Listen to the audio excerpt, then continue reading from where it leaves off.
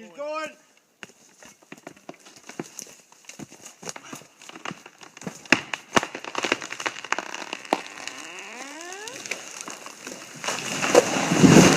कई बार कई सारे बच्चे बोलते हैं सर इतने दिनों से लगे हुए हैं अब तक कोई रिजल्ट नहीं आ रहा है, सर पता नहीं क्या होगा, समझ में नहीं आ रहा है। यार लाइफ बिल्कुल इस पेड़ की तरह है। ये बंदा जब इसको काटने बैठा हो, कितना विशाल पेड़ है ना ये लगा रहा पर लेकिन एक टाइम ऐसा आएगा कि एक हथौड़ी मारते ही ये पेड़ जो है वो नीचे गिर गया। पर लेकिन क्या उस एक हथौड़ी ने इस पेड़ को तोड़ा? क्या इस एक मारने इस पेड़ को तोड़ा? नहीं। वो जो पूरा इसने इसको लग के काटा है, पूरी जड़ तक इसको ख़त्म किया है, उसने इस पेड़ को तोड़ा। तो इसलिए ज़िंदगी भी ऐसी है, आप लोग थोड़ा सा पेशेंस रखिए अपने डिसिप्लिन के साथ में। जो कर रहे हो ना बस वो करते रहो, मतलब जो पैटर्न फॉलो कर रहे हो ना बस वो फॉलो करते रहो। जो रिजल्ट आएगा ना वो बिल्कुल ऐसा ही होगा, सरप्राइज हो जाएंगे आप भी और आपके आसपास रहने वाले लोग भी। हाउस द जोश, हाउस द जोश। दोस्तों आज है 4 जुलाई। सबसे पहले तो ये बताओ कैसे हो और कल का दिन कैसा रहा आप लोगों का। शानदार तरीके से आज का डिस्कशन करेंगे। आर्टिकल 370 फिर से न्यूज में आ गया, आखिर क्यों? संघाई कॉर्पोरेशन ऑर्गेनाइजेशन की मीटिंग आज हमारे देश में हो रही है, आखिर कैसे? ऑफलाइन होनी थी फिर ऑनलाइन है, ठीक है। ऑफलाइन एग्जाम कंडक्ट कराना था फिर ऑनलाइन करा दिया, आखिर क्यों? इसके बारे में जानेंगे। पाकिस्तान से रिलेटेड कुछ इन्फॉर्मेशन बताऊंगा आप लोगों को। वहां पर चाइना किस तरीके से न्यूक्लियर प्लांट लगाने की कोशिश कर रहा है, वो सब बातें जानेंगे। और एक बहुत ही प्यारा सा आर्टिकल आप लोगों को देखने को मिलेगा जो कि बहुत इंटरेस्टिंग होगा, यूपीआई के बारे में, कैसे इंटरनेशनलाइज यूपीआई को किया जा रहा है। मतलब मजा आने वाला है आप लोगों का। बहुत सारे क्वेश्चन प्रैक्टिस कराऊंगा, टेस्ट सीरीज कवर हो जाएगी आप लोगों की यहीं पर ही। एग्जाम में इतना कंफर्टेबल फील करोगे अगर आर्टिकल पढ़ने के साथ साथ में क्वेश्चन भी प्रैक्टिस करोगे। तो ये है आईएनए, जिसको इंपॉर्टेंट न्यूज एनालिसिस और प्यार से बैलेंस डाइट बोलते हो। पहले तो ये बताओ किस किसने जो टाइम डिसाइड किया था उस टाइम पर उठकर वीडियो देखने आ गए हैं और किस तरीके से अपना शेड्यूल फॉलो कर रहे हो।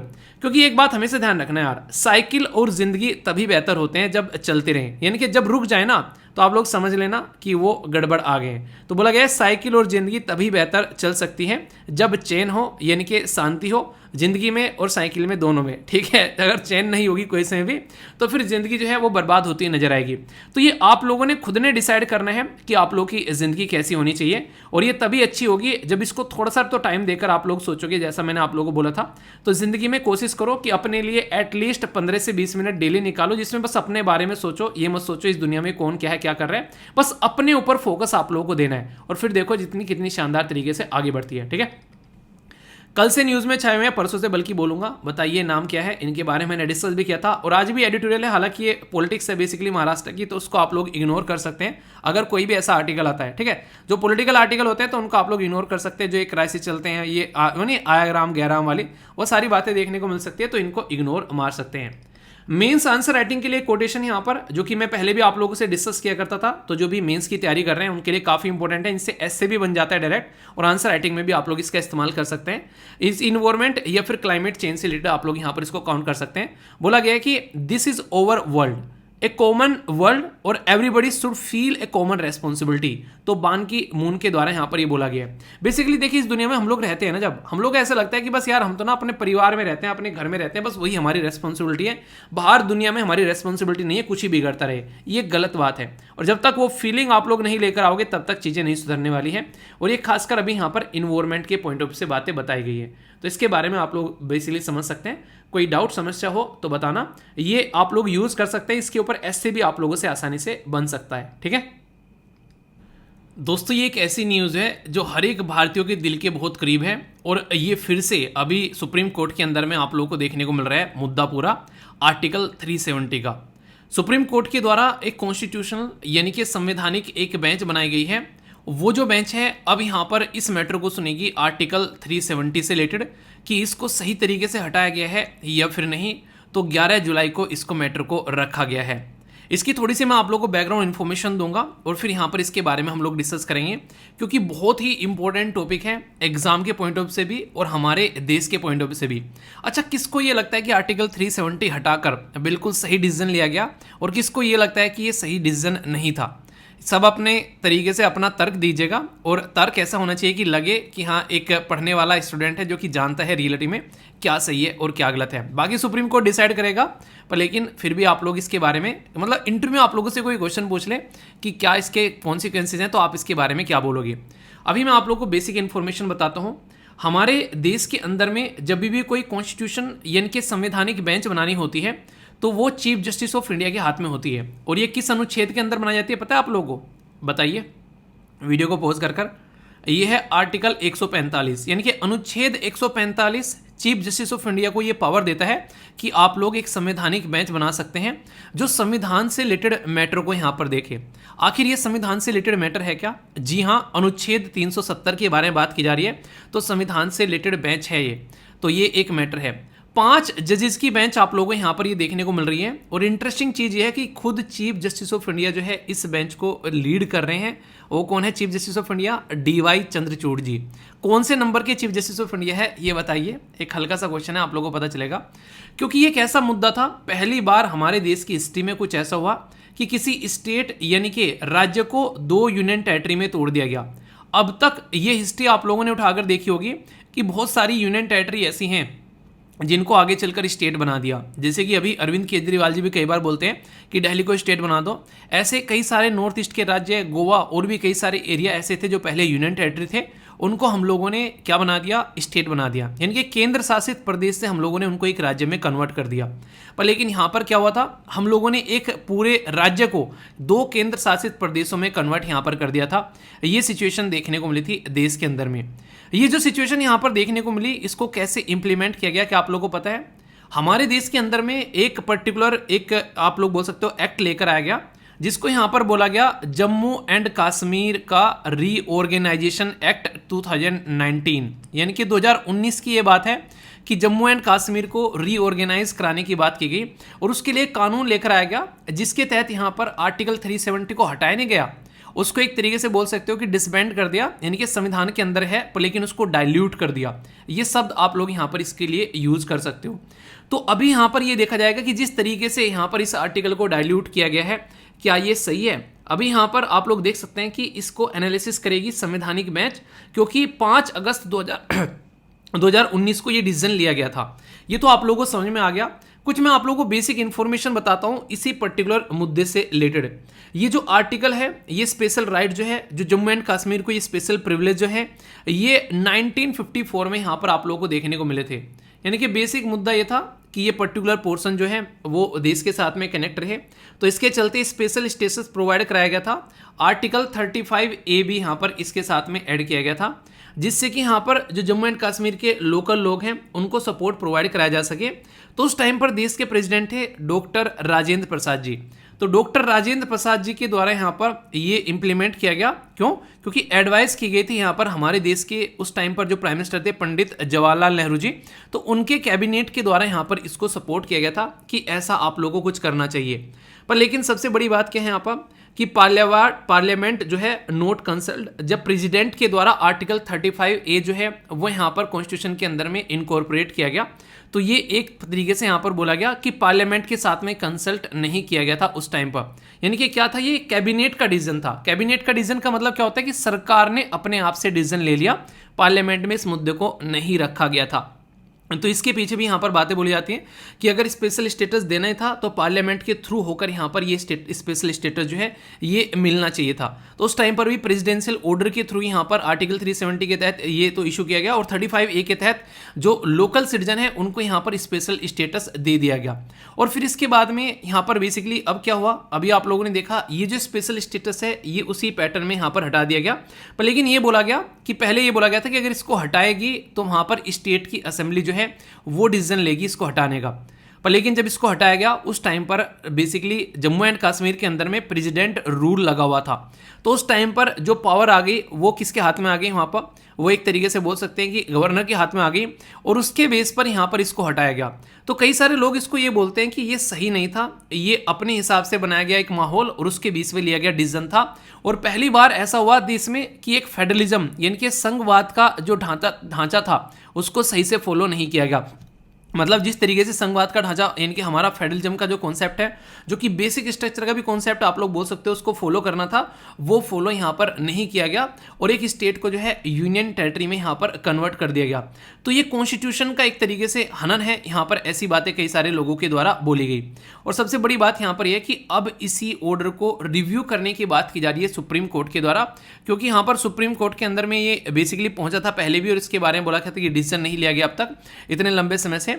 तो अभी यहाँ पर इसके ऊपर डिसीजन लिया जाना है। तो जो भी डिसीजन आएगा उसके बारे में आप लोगों को पता चलेगा, क्योंकि अभी यहाँ पर टाइम है, तो हो सकता है इसके ऊपर कई सारे आर्टिकल आप लोगों को देखने को मिले।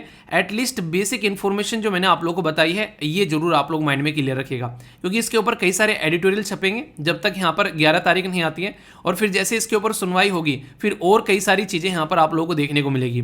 तो तब तक ये थोड़ा सा आप लोग इस पे पेशेंस रखना, इसको ऐसा नहीं कि रोज डेली कई कई आर्टिकल इसके ऊपर पढ़ रहे हो। मुद्दा बता दिया पूरा, अब जब एडिटोरियल आएगा और जो डिसीजन आएगा खासकर जब इसके बारे में फिर अच्छे से यहाँ पर डिस्कस करेंगे। इंपॉर्टेंट फैक्चुअल इन्फॉर्मेशन ये है, आर्टिकल 145 यहाँ पर सुप्रीम कोर्ट के जो चीफ जस्टिस ऑफ इंडिया होते हैं उनके हाथ में पावर होती है कि संविधान से रिलेटेड कोई भी मैटर सुने, और मिनिमम 5 जज इसके अंदर होने जरूरी हैं। 5 हो सकते हैं, फिर 7 हो सकते हैं, फिर 9 हो सकते हैं, फिर 11 हो सकते हैं, फिर 13 हो सकते हैं, इस तरीके से आप लोग बोल सकते हैं। एक क्वेश्चन आप लोग को बताना है, हमारे देश के अंदर में ऐसा कौन सा केस है जिसमें हाईएस्ट नंबर देखने को मिलते हैं कॉन्स्टिट्यूशन बेंच के अंदर में, और कितने नंबर ऑफ जज थे यहाँ पर उस कॉन्स्टिट्यूशन बेंच के अंदर में, ये आप लोग को बताना है। टाइगर केस बोलता हूँ उसको मैं जो रेगुलर लेक्चर सुन रहे हैं उनको तो पता चली गया होगा। बताइए जरा, देखता हूँ कौन कौन सही आंसर देता है यहाँ पर। एक दोस्त था आप लोगों का, उसका बर्थडे था 24 अप्रैल का, तो दोस्त ने बोला कि यार मेरे बर्थडे में ज़रूर आना, ठीक है। तो सबको दावत दे दी, भाई साहब सब तैयार कि भाई साहब उस दिन तो दावत मिलेगी खाने पीने की। दोस्त क्या बोलता है 24 अप्रैल के पास में आते आते एक हफ्ते पहले कि ऐसा करेंगे यार, बर्थडे ना ऑनलाइन सेलिब्रेट करेंगे, घर पे नहीं आना मैं केक काटूंगा, केक खाऊंगा और दूर से ही दिखाऊंगा और तुम अपना पेट भर लेना। ऐसे ही कुछ देखने को मिला अभी संघाई कॉर्पोरेशन ऑर्गेनाइजेशन की जो मीटिंग रिसेंटली अभी देखने को मिली। पहले बोला गया था कि इन पर्सन होगी ये मीटिंग, यानी कि सामने बैठेंगे, चाय समोसा खाएंगे, भाई साहब मजे लेंगे, पर लेकिन फिर इसको वर्चुअल कर दिया गया, क्योंकि कुछ हमारे दोस्त ऐसे हैं लंगोटिया यार जिन्होंने आने से मना कर रहे थे, आनाकानी कर रहे थे। तो इसको सक्सेस बनाने के लिए यहाँ पर ये डिसीजन लिया गया कि भाई साहब एटलीस्ट कम से कम ये सक्सेस रहे। तो यहाँ पर प्राइम मिनिस्टर जो है मोदी जी आज इस मीटिंग को होस्ट करने वाले हैं, तो प्रेसिडेंट शी जिनपिंग, पुतिन साहब और जो शरीफ साहब हैं सारे आएंगे, यानी कि शरीफ, अमीर और सारे बदमाश सब इकट्ठे होंगे यहाँ पर और इंडिया उनको सबको लीड करेगा। तो ये संघाई कॉर्पोरेशन ऑर्गेनाइजेशन की इंडिया चेयर कर रहा है, तो summit for the first time virtually आप लोगों को देखने को यहाँ पर मिल रही है। तो यहाँ पर हालांकि सेंट्रल एशियन कंट्री सोच रहे थे जाएंगे यार चाय समोसा खाएंगे मजे लेंगे, तो वो डिसअपॉइंटेड भी है इस चीज़ को लेकर कि कम से कम यार ये मिलते जाते गले मिलते मजा लेते, पर लेकिन ऐसा कुछ हो नहीं पा रहा है। तो मुद्दा क्या है अभी यहाँ पर? अभी मुद्दा है यहाँ पर संघाई कॉर्पोरेशन ऑर्गेनाइजेशन की बेसिक इंफॉर्मेशन के बारे में। उसके लिए क्या करना है, एक छोटा सा काम करना है, टेलीग्राम पर जाना और बस यहाँ पर SCO लिख देना, ठीक है। तो यहाँ पर क्या आ जाएगा, संघाई कॉर्पोरेशन ऑर्गेनाइजेशन का पूरा ढांचा जो है आप लोगों के लिए वो खुलकर आ जाएगा, इसके बारे में सारी बेसिक इन्फॉर्मेशन। तो यहाँ पर आप लोग इसको समझ पाओगे कि संघाई कॉर्पोरेशन ऑर्गेनाइजेशन ये एक ऐसा ग्रुप है 2001 में क्रिएट किया गया, और ये एक चार्टर बेसिकली कॉन्स्टिट्यूशन आप लोग बोल सकते हैं। 2002 में इसका साइन किया गया और 2003 में ये इन्फोर्स में आया। 2001, 2002, 2003 परमानेंट की परिक्रिया परमानेंट बेसिस पर एक सिस्टमेटिक इमेज को लेकर चला गया। तो एक इंटर गवर्नमेंटल इंटरनेशनल ऑर्गेनाइजेशन है, यानी कि गवर्नमेंट सरकारें आपस में मिलती है। और इंटरेस्टिंग चीज क्या है, ये एक यूरेशियन ग्रुप है। यूरेशियन ग्रुप कैसा होता है, एक ऐसा ग्रुप जहां पर यूरोप और एशिया बेसिकली दोनों मेंबर मिलते हैं, ठीक है। यानी कि यूरोप के भी मेंबर हैं, एशिया के भी। कौन है? रसिया अकेला अपने आप में यूरोपियन आप लोग बोल सकते हो, एशियन दोनों का मेंबर है। ये शांति कैसे बना के रखनी है, कैसे स्टेबिलिटी रखनी है, इसके ऊपर बात करते हैं। स्टार्टिंग में यहाँ पर इस तरीके से कुछ मेंबर थे, पर लेकिन आगे चलकर और जुड़ गए, जैसे Kazakhstan, China, Kyrgyzstan, Russia, Tajikistan, ये देखने को मिलते हैं, जिसको संघाई 5 बोला करते थे। पर लेकिन 5 थे तो ठीक है, 5 बोल लिया, 5 बोल लिया, आगे आगे कैसे चलेगा काम भाई। तो इसके चलते फिर आगे चलकर आप लोगों को देखने को मिला इंडिया और पाकिस्तान भी इसमें ऐड हो गए। तो फिर आगे चलकर बहुत सारी चीज़ें हुई, और भी मेंबर जिसे ऐड होते रहे, तो फिर नाम चेंज कर दिया संघाई कॉर्पोरेशन ऑर्गेनाइजेशन। तो संघाई 5 जो था ये आगे चलकर एक ऐसा सिस्टम निकल कर आया, खासकर जिसमें इंश्योर करेगा कि कैसे स्टेबिलिटी बनाकर यहाँ पर रखनी है। 5 मेंबर हो गए, इंडिया और पाकिस्तान दोनों लंगोटिया यार 2017 में इसका पार्ट बन गए। इंटरेस्टिंग चीज़ यहाँ पर यह है कि ईरान को भी फुल टाइम मेंबरशिप देने की बात की गई, यहाँ पर अनाउंस की गई 2021 में। और अभी जो ये मीटिंग हमारे देश में हो रही है, यहाँ पर बोला जा रहा है कि ईरान को फुल टाइम मेंबरशिप दे दी जाएगी। और साथ ही साथ में बेलारूस को भी यहाँ पर, जो कि अभी आप लोगों को देखने को मिला, पूरी रसिया और यूक्रेन की जो लड़ाई चल रही थी उसमें बेलारूस को साथ लेने की बात चल रही थी, ठीक है। तो बेलारूस क्योंकि हमेशा यहाँ पर पुतिन साहब का जो साथ देता हुआ नजर आया, तो बात ये की जा रही है कि अभी यहाँ पर आप लोगों को देखने को मिलेगा कि इस पर्टिकुलर टाइम पर कहीं ना कहीं आप लोगों को सपोर्ट देखने को मिलेगी बेलारूस के नाम पर। इनके अगला मेंबर ईरान के बाद में बेलारूस बनता हुआ हुआ नजर आएगा। ऑब्जेक्टिव क्या है इसके कि कैसे प्रमोट करना है पॉलिटिक्स अच्छे लेवल पर, ट्रेड, रिसर्च एंड टेक्नोलॉजी के बारे में बात करते हैं, कैसे मिलजुल कर रहना है पड़ोसी के साथ में, एक ट्रस्ट बनाकर रखना है, जो कि चाइना के ऊपर तो बिल्कुल सटीक नहीं बैठती है बात, ठीक है, क्योंकि पड़ोसी वो सबसे बेकारा पड़ोसी है, वो नहीं कहते हैं सबसे लिचड़ पड़ोसी है। एजुकेशन, एनर्जी, ट्रांसपोर्ट, इन सब के मुद्दों पर ये बातें करते हैं, शांति बनाकर रखनी है कैसे इस रीजन में ये बातें करते हैं। और आज की डेट में ये टोटल मिलाकर आप लोगों को मेंबर देखने को मिलेंगे इंक्लूडिंग ईरान, ठीक है। तो यहाँ पर Kazakhstan, China, Kyrgyzstan, Russia, Tajikistan, Uzbekistan, India and Pakistan और ईरान, और आगे देखने को मिलेगा इसमें बेलारूस। तो ये याद रखिएगा। इसका जो स्ट्रक्चर होता है इसमें head of the state council आप लोगों को देखने को मिलेगी, जो कि यहाँ पर डिसाइड करती है कैसे इसका इंटरनल फंक्शन होगा। और इसी के साथ में यहाँ पर जो head of the government council है, ये बजट वगैरह वो सब डिसाइड करती है। काउंसिल ऑफ मिनिस्टर भी होती है इसकी स्ट्रक्चर के अंदर में, ये देख लेना आप लोग, यहाँ पे ये सारी बेसिक इन्फॉर्मेशन लिखी हुई है। ऑफिशियल लैंग्वेज जो होती है इसकी, वर्किंग लैंग्वेज, वो रशियन और चाइनीज आप लोगों को देखने को मिलेगी, ठीक है। तो सेक्रेटरीट कहाँ पर है, ये बीजिंग में आप लोग देखते हैं। तो यानी कि इसके बारे में हिंदी और इंग्लिश में सारी इन्फॉर्मेशन आप लोगों को प्रोवाइड करा दी है नोट्स की फॉर्म में, तो जाकर सर्च कर लेना और बल्ले बल्ले एंजॉय करना। तो अभी ये मीटिंग होगी, इसके बारे में और कई सारे आर्टिकल लिखे जाएंगे। तो अभी बेसिक इन्फॉर्मेशन आप लोगों को बता दी है, तो एंजॉय करो है। इससे पहली मीटिंग कहाँ पर हुई थी, क्वेश्चन ये है, ये आप लोगों को बताना है। ऐसे थोड़ी ना छोड़ूंगा बिना क्वेश्चन पूछे, फिर बोलते हो कि क्वेश्चन नहीं पूछे हैं। एक बच्चा कह रहा है सर आजकल क्वेश्चन कम पूछ रहे हो। मैंने कहा यार क्वेश्चन के आंसर भी तो दे दिया करो, है जो जितने पूछे उसके आंसर दे दो। कई सारे बच्चे देखो रिलीजियसली अपने आंसर देते हैं, जिनको मन भी करता है कि मैंने कहा वाह यार, मतलब उनके नाम आंखों के सामने आ ही जाते हैं जब भी मैं कमेंट में को निकलता हूँ, तो ये अच्छा लगता है देखकर। मैंने कहा वाह देखो कि कुछ ऐसे हैं कि अपने आप से कमिटमेंट है। मैं देख तो नहीं रहा हूँ जाकर कि मैं डंडा लेके बैठा हूँ कि मैंने कहा दिखाओ, ठीक है, वरना पिटाई करेंगे, तो ऐसा कुछ थोड़ी ना है। तो इसलिए अपने आप के लिए आप लोगों को कमिटमेंट करना पड़ेगा, तब जाकर ये चीज़ें आप लोग देख पाओगे, ठीक है। तो ये बेसिक इन्फॉर्मेशन थी, आई होप कि माइंड में क्लैरिटी आई होगी। दोस्तों एक बात ये है, आप लोग का छोटा सा प्यारा सा चुन्नू सा मुन्नू सा एप्लीकेशन, किस किस ने इसको डाउनलोड कर लिया है ये जरूर बताना। बहुत ही शानदार आप लोगों ने रेटिंग दे रखी है, उसके लिए थैंक्स अलॉट। अभी यहाँ पर क्यों बता रहा हूँ मैं आप लोगों को इसके बारे में एक छोटी सी इन्फॉर्मेशन। आप लोगों की एक गाइडेंस की वीडियो आने वाली है। कई सारे बच्चे बोले थे सर आंसर राइटिंग कैसे करना है मेंस के अंदर में। तो चाहे आप लोग यूपीएससी की तैयारी कर रहे हैं, चाहे आप लोग स्टेट पीसीएस की तैयारी कर रहे हैं, अगर आप लोग निबंध लिखना चाहते हैं उसके ऊपर भी वीडियोस आएंगे आगे।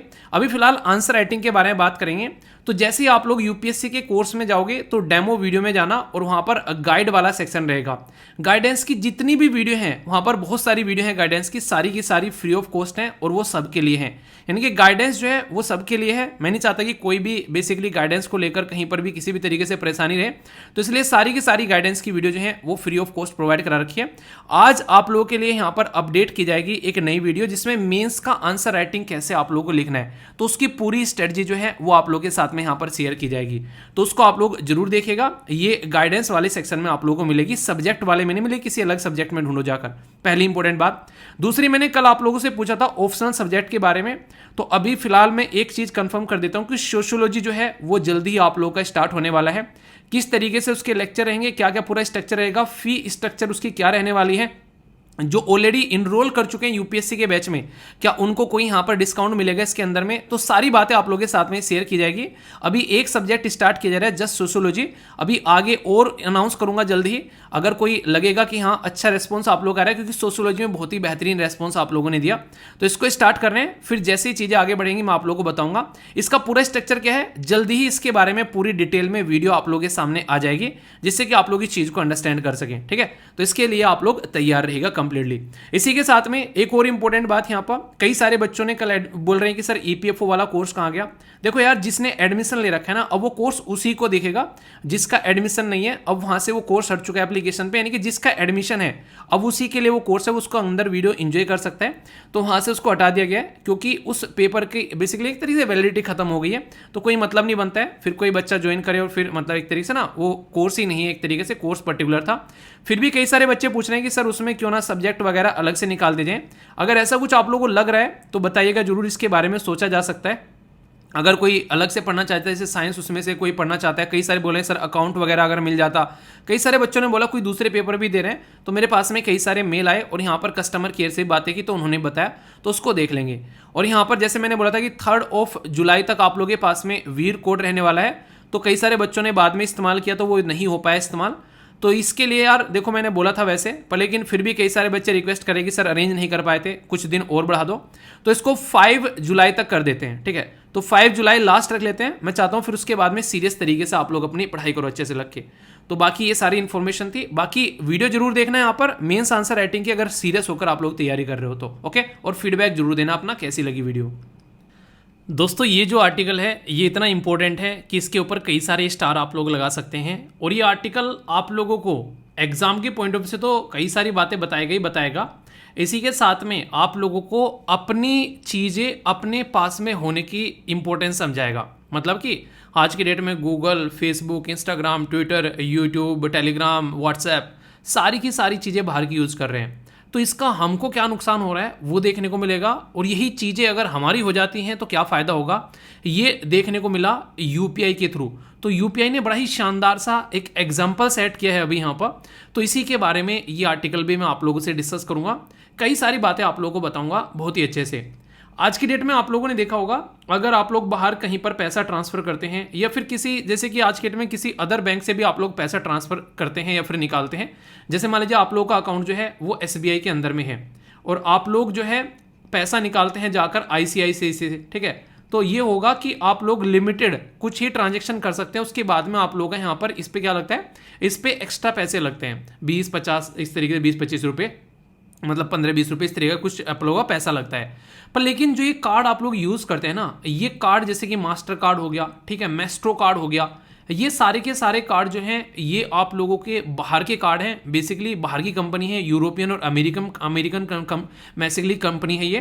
तो अगर कोई भी यहाँ पर इसको सिस्टम को आप लोग यूज़ करते हैं तो आप पैसा जो है वहाँ पर उसके पास में जाता है, यानी कि बाहर वाली कंट्री के पास में जाता है।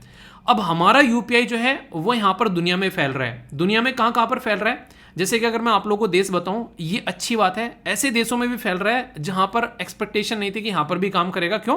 क्योंकि वो अपने आप को बहुत एडवांस मांगते हैं। उनको ये लगता है कि हमसे एडवांस चीज़ कोई बना ही नहीं सकता। पर हमारे यूपीआई ने ये साबित कर दिया कि बेटा बाप होता है, ठीक है। तो यहाँ पर जिसने हमारे ऊपर 200 साल रूल किया उसकी इकोनॉमी को हम लोग पीछे लतिया कर पीछे छोड़ चुके हैं। और इसी के साथ में अब हमारे देश का पेमेंट सिस्टम वहाँ पर यूज़ किया जा रहा है। और देखो कई बार आप लोगों ने देखा होगा, ये बात मुझे पहले अच्छी भी लगी थी। अगर एक बात बताऊं, 2014 में जब प्राइम मिनिस्टर मोदी साहब बेसिकली पावर में आए थे, उस टाइम पर मुझे इनके स्पीच बड़े शानदार लगे थे। मतलब आज की डेट में तो थोड़ा सा इनका पैटर्न चेंज हो गया, दूसरों को नहीं वो इसी पैटर्न में आगे, जैसे एक टिपिकल पॉलिटिशियन होता है कि सामने वाले को एक तरीके से उसकी कमियां बताना।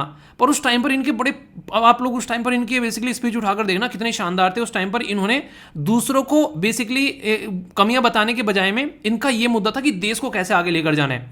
मतलब मुझे एक स्पीच सुनी थी जो आज भी मुझे उसकी बात याद है कि हमारे देश में से अगर लोग बाहर जाते हैं, खासकर टैलेंटेड पर्सन, जैसे कोई आईआईटी में पढ़ा बाहर चला गया किसी दूसरे देश में, तो ये ब्रेन ड्रेन हो गया। तो मैंने अब तक थ्योरी जो सुनी थी कि ब्रेन ड्रेन बहुत नेगेटिव होता है, ब्रेन ड्रेन की वजह से ये हो रहा है, ब्रेन ड्रेन की वजह से वो हो रहा है, ये सारी थ्योरी मैंने जहां भी सुना, जिस भी डिस्कशन में सुना, मुझे हमेशा न्यूज़पेपर में आर्टिकल पढ़े, मैक्सिमम इसके बारे में नेगेटिव चीज़ें पढ़ी थी कि ब्रेन ड्रेन जो होता है बहुत नेगेटिव होता है।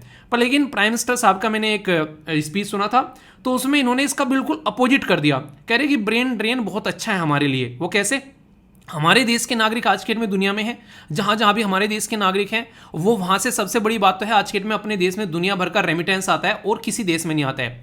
दूसरा, उस देश की पॉलिटिकल सिस्टम में आज के डेट में हमारे देश के लोग बैठे हैं। इवन अगर यूके में बात करो, हमारे मुल्क का प्राइम मिनिस्टर बैठा है, यूएसए की पार्लियामेंट में आप जाओ, कनाडा की पार्लियामेंट में आप लोग जाओ, हमारे देश के लोग वहाँ पर बैठे हुए हैं। अगर नासा में आप लोग जाओ, मैक्सिमम साइंटिस्ट, यूएसए के अंदर में मैक्सिमम डॉक्टर, दुनिया भर में आप लोग जाओगे, हमारे मुल्क के लोग आप लोगों को देखने को मिलेंगे।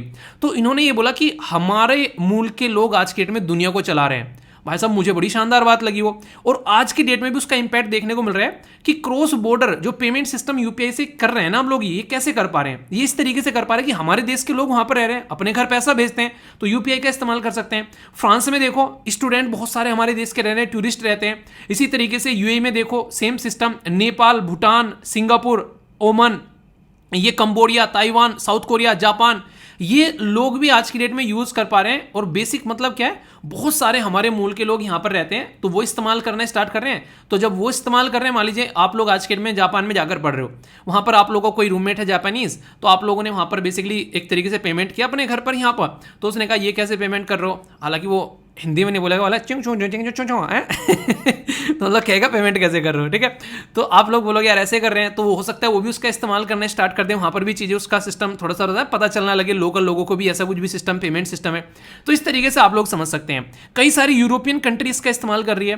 तो जो उस टाइम प्राइम मिनिस्टर साहब के द्वारा वो बात बोली गई थी उस टाइम पर, तो मुझे मतलब एक तरीके से ना अंदर तक मैस्मराइज कर गई थी। मैंने कहा ये देखो बंदा पॉजिटिव चीज़ निकाल के लेके आ गया नेगेटिव चीज़ में से भी।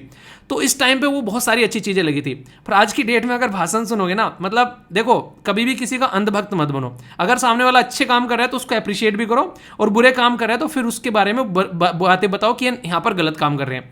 आज की डेट में मैक्सिमम स्पीच इनके कैसे देखने को मिलेंगे, मतलब सामने वाले की बुराइयां गिनाते हैं, कभी उसकी बुराइयां कभी उसकी बुराइयां। तो जो डेवलपमेंट की बात थी ना, एम्प्लॉयमेंट की बात थी, डेवलपमेंट की बात थी, एजुकेशन की बात थी, तो वो वाली चीजें झलकती थी कि हाँ लीडर ऐसा होना चाहिए। पर आज की डेट में वो चीज़ें काफ़ी कम हो गई हैं अगर उस टाइम के साथ में आप लोग कंपेयर करोगे। तो मतलब मज़ा आ रहा था उस टाइम पे। मैंने कहा कुछ ऐसा इंसान आने जा रहे हैं, बहुत सारी चीज़ें। और सबसे बड़ी बात मुझे लगी थी इनकी आती उस टाइम पर कि 100 दिन के अंदर अंदर जिसके ऊपर भी क्रिमिनल चार्ज है उसको बिहाइंड द बार पहुंचा देंगे, ठीक है। तो वो वाली चीज़ मतलब मुझे लग रहा था, मैंने कहा वाह यार मजे आ जाएगा, ऐसा कुछ होगा ठीक है। तो मैं बहुत ही आशावादी दृष्टि से चीज़ें थी। हालांकि कुछ चीज़ें इंप्लीमेंट भी हुई, पर लेकिन वही है, बहुत सारी कंडीशन होती है। उस पोस्ट पर जाकर बैठते हो तो बहुत सारे ऐसे लोगों से मिलकर चीज़ें बनी होती हैं। पर हाँ, मैं चाहता हूँ कि अब जो भी पॉलिटिशियन आए कम से कम इन चीजों को इस तरीके से लेकर चले कि हमारा देश जो है, मतलब देश के बारे में भी सोचे, इस तरीके से अपनी बातों को आगे रखकर चले, अपने जो सेल्फ डेवलपमेंट को छोड़कर थोड़ा देश के बारे में सोचे। बाकी तो सब चीजें चलती रहती हैं। तो ये जो आज के दिन में हो पा रहा है यूपीआई का जो सिस्टम, ये इसलिए हो पा रहा है हमारे देश के लोग जो है बाहर रह रहे हैं, तो हमारे देश के लोगों ने ही खुद यूपीआई को ग्लोबल बना दिया, और फिर यहां पर उस देश ने भी कहीं ना कहीं चीजों को अलाउ कर दिया। तो आप लोग इसे समझ रहे हैं। अब यूपीआई के थ्रू जो ट्रांजैक्शन हो रहा है उसकी जो फी है वो हमारे देश में आएगी। जैसे यूट्यूब पे अगर आप लोग कुछ करते हो, इंस्टाग्राम पे कुछ करते हो, ट्विटर पर कुछ करते हो, कहीं पर इन पर कुछ करते हो, तो मैक्सिमम पेमेंट 50% कहां पर जाती है, वो उन देशों के पास जाती है। पर लेकिन अगर यहां पर आप लोग कुछ करोगे तो अब यहां पर वो पेमेंट हमारे देश के पास में आएगी। तो दुनिया में ग्लोबल लेवल पर हम लोग अपनी छाप छोड़ पा रहे हैं। इतना ईजी पेमेंट सिस्टम हम लोगों ने यहां पर क्रिएट कर दिया। पर लेकिन सबसे बड़ी बात यहां पर क्या है, अभी क्या बोला जा रहा है, अभी यहां पर ये बोला जा रहा है कि कई सारी चीजें होती हैं, कई सारी चीजें लिमिटेशन होती हैं। लोगों ने क्या करना स्टार्ट कर दिया, यूपीआई वगैरह इतने सारे स्टार्ट कर दिए लोगों ने, बैंकिंग सिस्टम को साइड में कर दिया। इतने सारे पेमेंट जो ऐप आ गए आज की डेट में, तो कहीं ना कहीं बैंकिंग सिस्टम को ये कहते हैं कि बैंकिंग सिस्टम कहीं व्यर्थ तो नहीं हो जाएगा आने वाले टाइम में। आप लोग क्या लगता है इसके बारे में सोच के, अगर आप लोगों से पूछे तो कई सारी चीजें भी आप लोगों के मन में भी यहां पर आ सकती है। अभी मुद्दा क्या है, अच्छा जो बातें मैंने अभी बताई हैं, कई सारे लोग इसको अलग तरीके से ले लेते हैं कि सर बीजेपी की बड़ाई कर रहे हैं, कभी कांग्रेस के बारे में बोल देते तो सर कांग्रेस की बड़ाई कर रहे हैं। यार देखो, अगर बात करें अभी राहुल गांधी जी के द्वारा जो अपनी यात्रा की गई, कई सारे लोग उसको फेक बता रहे हैं, कभी कुछ बोल रहे हैं, पर इन रियलिटी में देखोगे ना, जनता को ग्राउंड लेवल पर कनेक्ट कर पाया बंदा, ठीक है। जहां पर जम्मू एंड कश्मीर के अंदर में कोई आता नहीं था, वहां पर 26 जनवरी की या गणतंत्र दिवस की मतलब परेड के में भी 15 अगस्त की परेड में वहां बंदे ने जाकर झंडा गाड़ दिया, और वहां पर सारे बेसिकली लोग इकट्ठे हो रखे थे। तो ट्रस्ट क्रिएट करना बहुत ज्यादा जरूरी है। पर लेकिन कुछ ग्राउंड लेवल पर तत्व ऐसे रहते हैं वहां पर जो कि यहां पर इन चीजों को अलाउ नहीं करने देते, तो वहां पर सख्ती से भी आना जरूरी है। तो चाहे कोई भी पॉलिटिकल पार्टी का बंदा हो, अच्छी बात पता है कि हमारे पॉलिटिकल सिस्टम के अंदर में आप लोगों को अपने लीडर चुनने का हक नहीं है कि आप लोग प्राइम मिनिस्टर चुन लोगे, आप लोग सीएम चुन लोगे, आप लोग अपने एरिया का मेंबर ऑफ पार्लियामेंट चुन लोगे। तो मेंबर ऑफ पार्लियामेंट वही चुनो जो सही बंदा हो, चाहे वो किसी भी पॉलिटिकल पार्टी का क्यों ना हो। तो ये चीजें इतना जागरूक होना जरूरी है, और ये रियलिटी है। इलेक्शन कमीशन ऑफ इंडिया आधे से ज्यादा पैसा एडवर्टीजमेंट में इसी में लगाता है कि अपनी वोट की अहमियत समझो आप लोग यहाँ पर। फिर ऐसे रिजल्ट आप लोगों को देखने को मिलेंगे जैसा यूपीआई का रिजल्ट आ रखा है यहाँ पर, ठीक है। तो ये देखो, अपने पढ़े लिखे आप लोग पॉलिटिशियन ढूंढना यहाँ पर, तब शानदार रिजल्ट निकल कराएगा।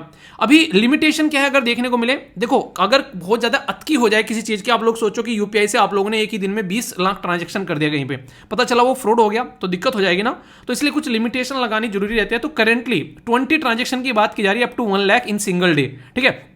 वंस और थ्रू आउट द डे, एक बार कर सकते हैं, या फिर आप लोग इसको रेगुलर कर सकते हैं। इसी के साथ में सर्टेन स्पेसिफिक गुड जो है उनके बारे में बात करें तो हायर लिमिट लगा दी गई उसके ऊपर 2 लाख की, यानी कि कुछ स्पेसिफिक कैटेगरी में 2 लाख भी कर दिया है।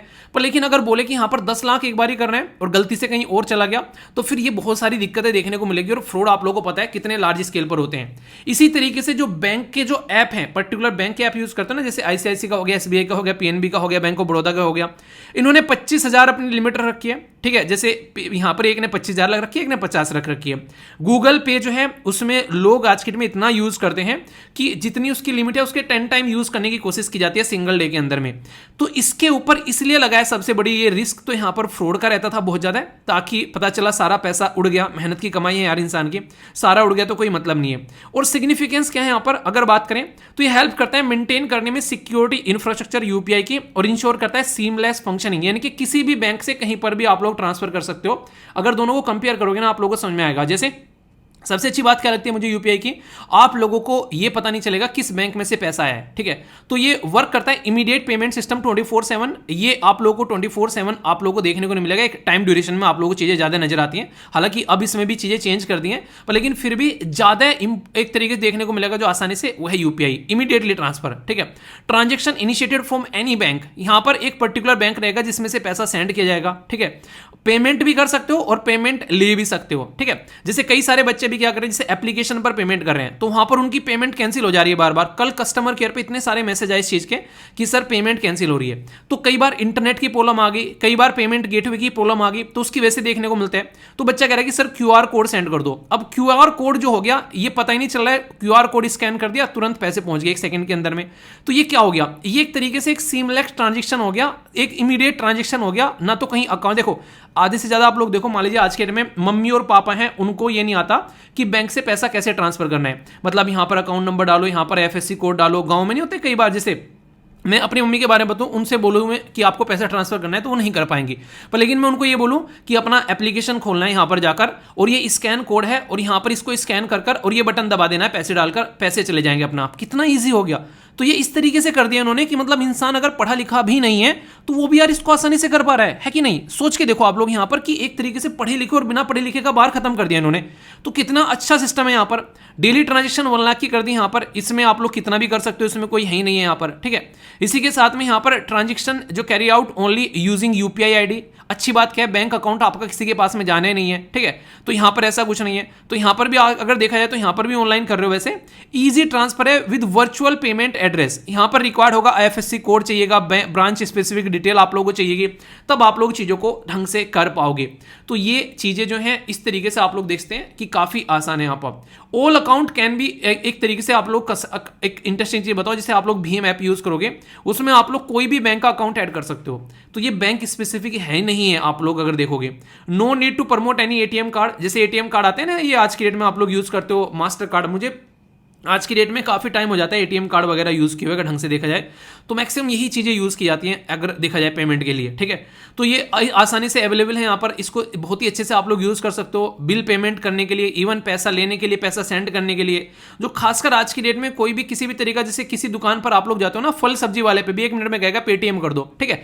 तो ये कितना आसान बना दिया है। खुलने की इतनी बड़ी प्रॉब्लम हुआ करती थी यार कि यार 10 का खुला, अरे खुला करके ला दो, कहीं पर खड़े में यार 10 खुला नहीं, यार ये यार 100 का खुला नहीं है, 500 खुला नहीं है। खुलने की टेंशन ही खत्म भाई साहब, कितने पैसे चाहिए वो बता दो, तुम एक नहीं, 1 रुपये का हिसाब आप लोग इमीडिएटली कर निकल जाओगे वहां से। तो ये बहुत सारी ऐसी चीजें जो इन्होंने सुधार दी है। आपको क्या लगता है, यस या फिर नो? आप लोग भी अपनी राय बता सकते हैं, ठीक है। फैक्टर क्या है behind the surge in the UPI transaction? देखो एक तो एक तरीके से लोगों ने हाथों हाथ ले लिया भाई साहब आते ही, ठीक है। और सबसे बड़ी बात क्या हुई, कहीं ना कहीं कोविड-19 के बाद में अगर देखो, जैसे अगर देखोगे कोविड-19 के बाद में चीजें कितनी ज्यादा टफ हो गई थी, पैसा ट्रांसफर करना है, कुछ करना है, या फिर जब एक तरीके से लॉकडाउन लगा, लॉकडाउन और कोविड-19 ने बहुत बड़ा रोल प्ले किया। मेन तो बेसिकली लॉकडाउन कोविड-19 बोल रहा हूँ, दोनों एक ही चीज़ है, ठीक है। डीमोनेटाइजेशन और कोविड-19 है, ठीक है। मेन तो डीमोनेटाइजेशन ने किया, ठीक है। जैसे यहाँ पर डीमोनेटाइजेशन हुआ, सारे ने सबने यही यूज़ किया, ठीक है। स्मार्टफोन आज की डेट में हर एक इंसान के पास में है, और जियो आ गया आज की डेट में, इंटरनेट सबके पास में पहुंच गया।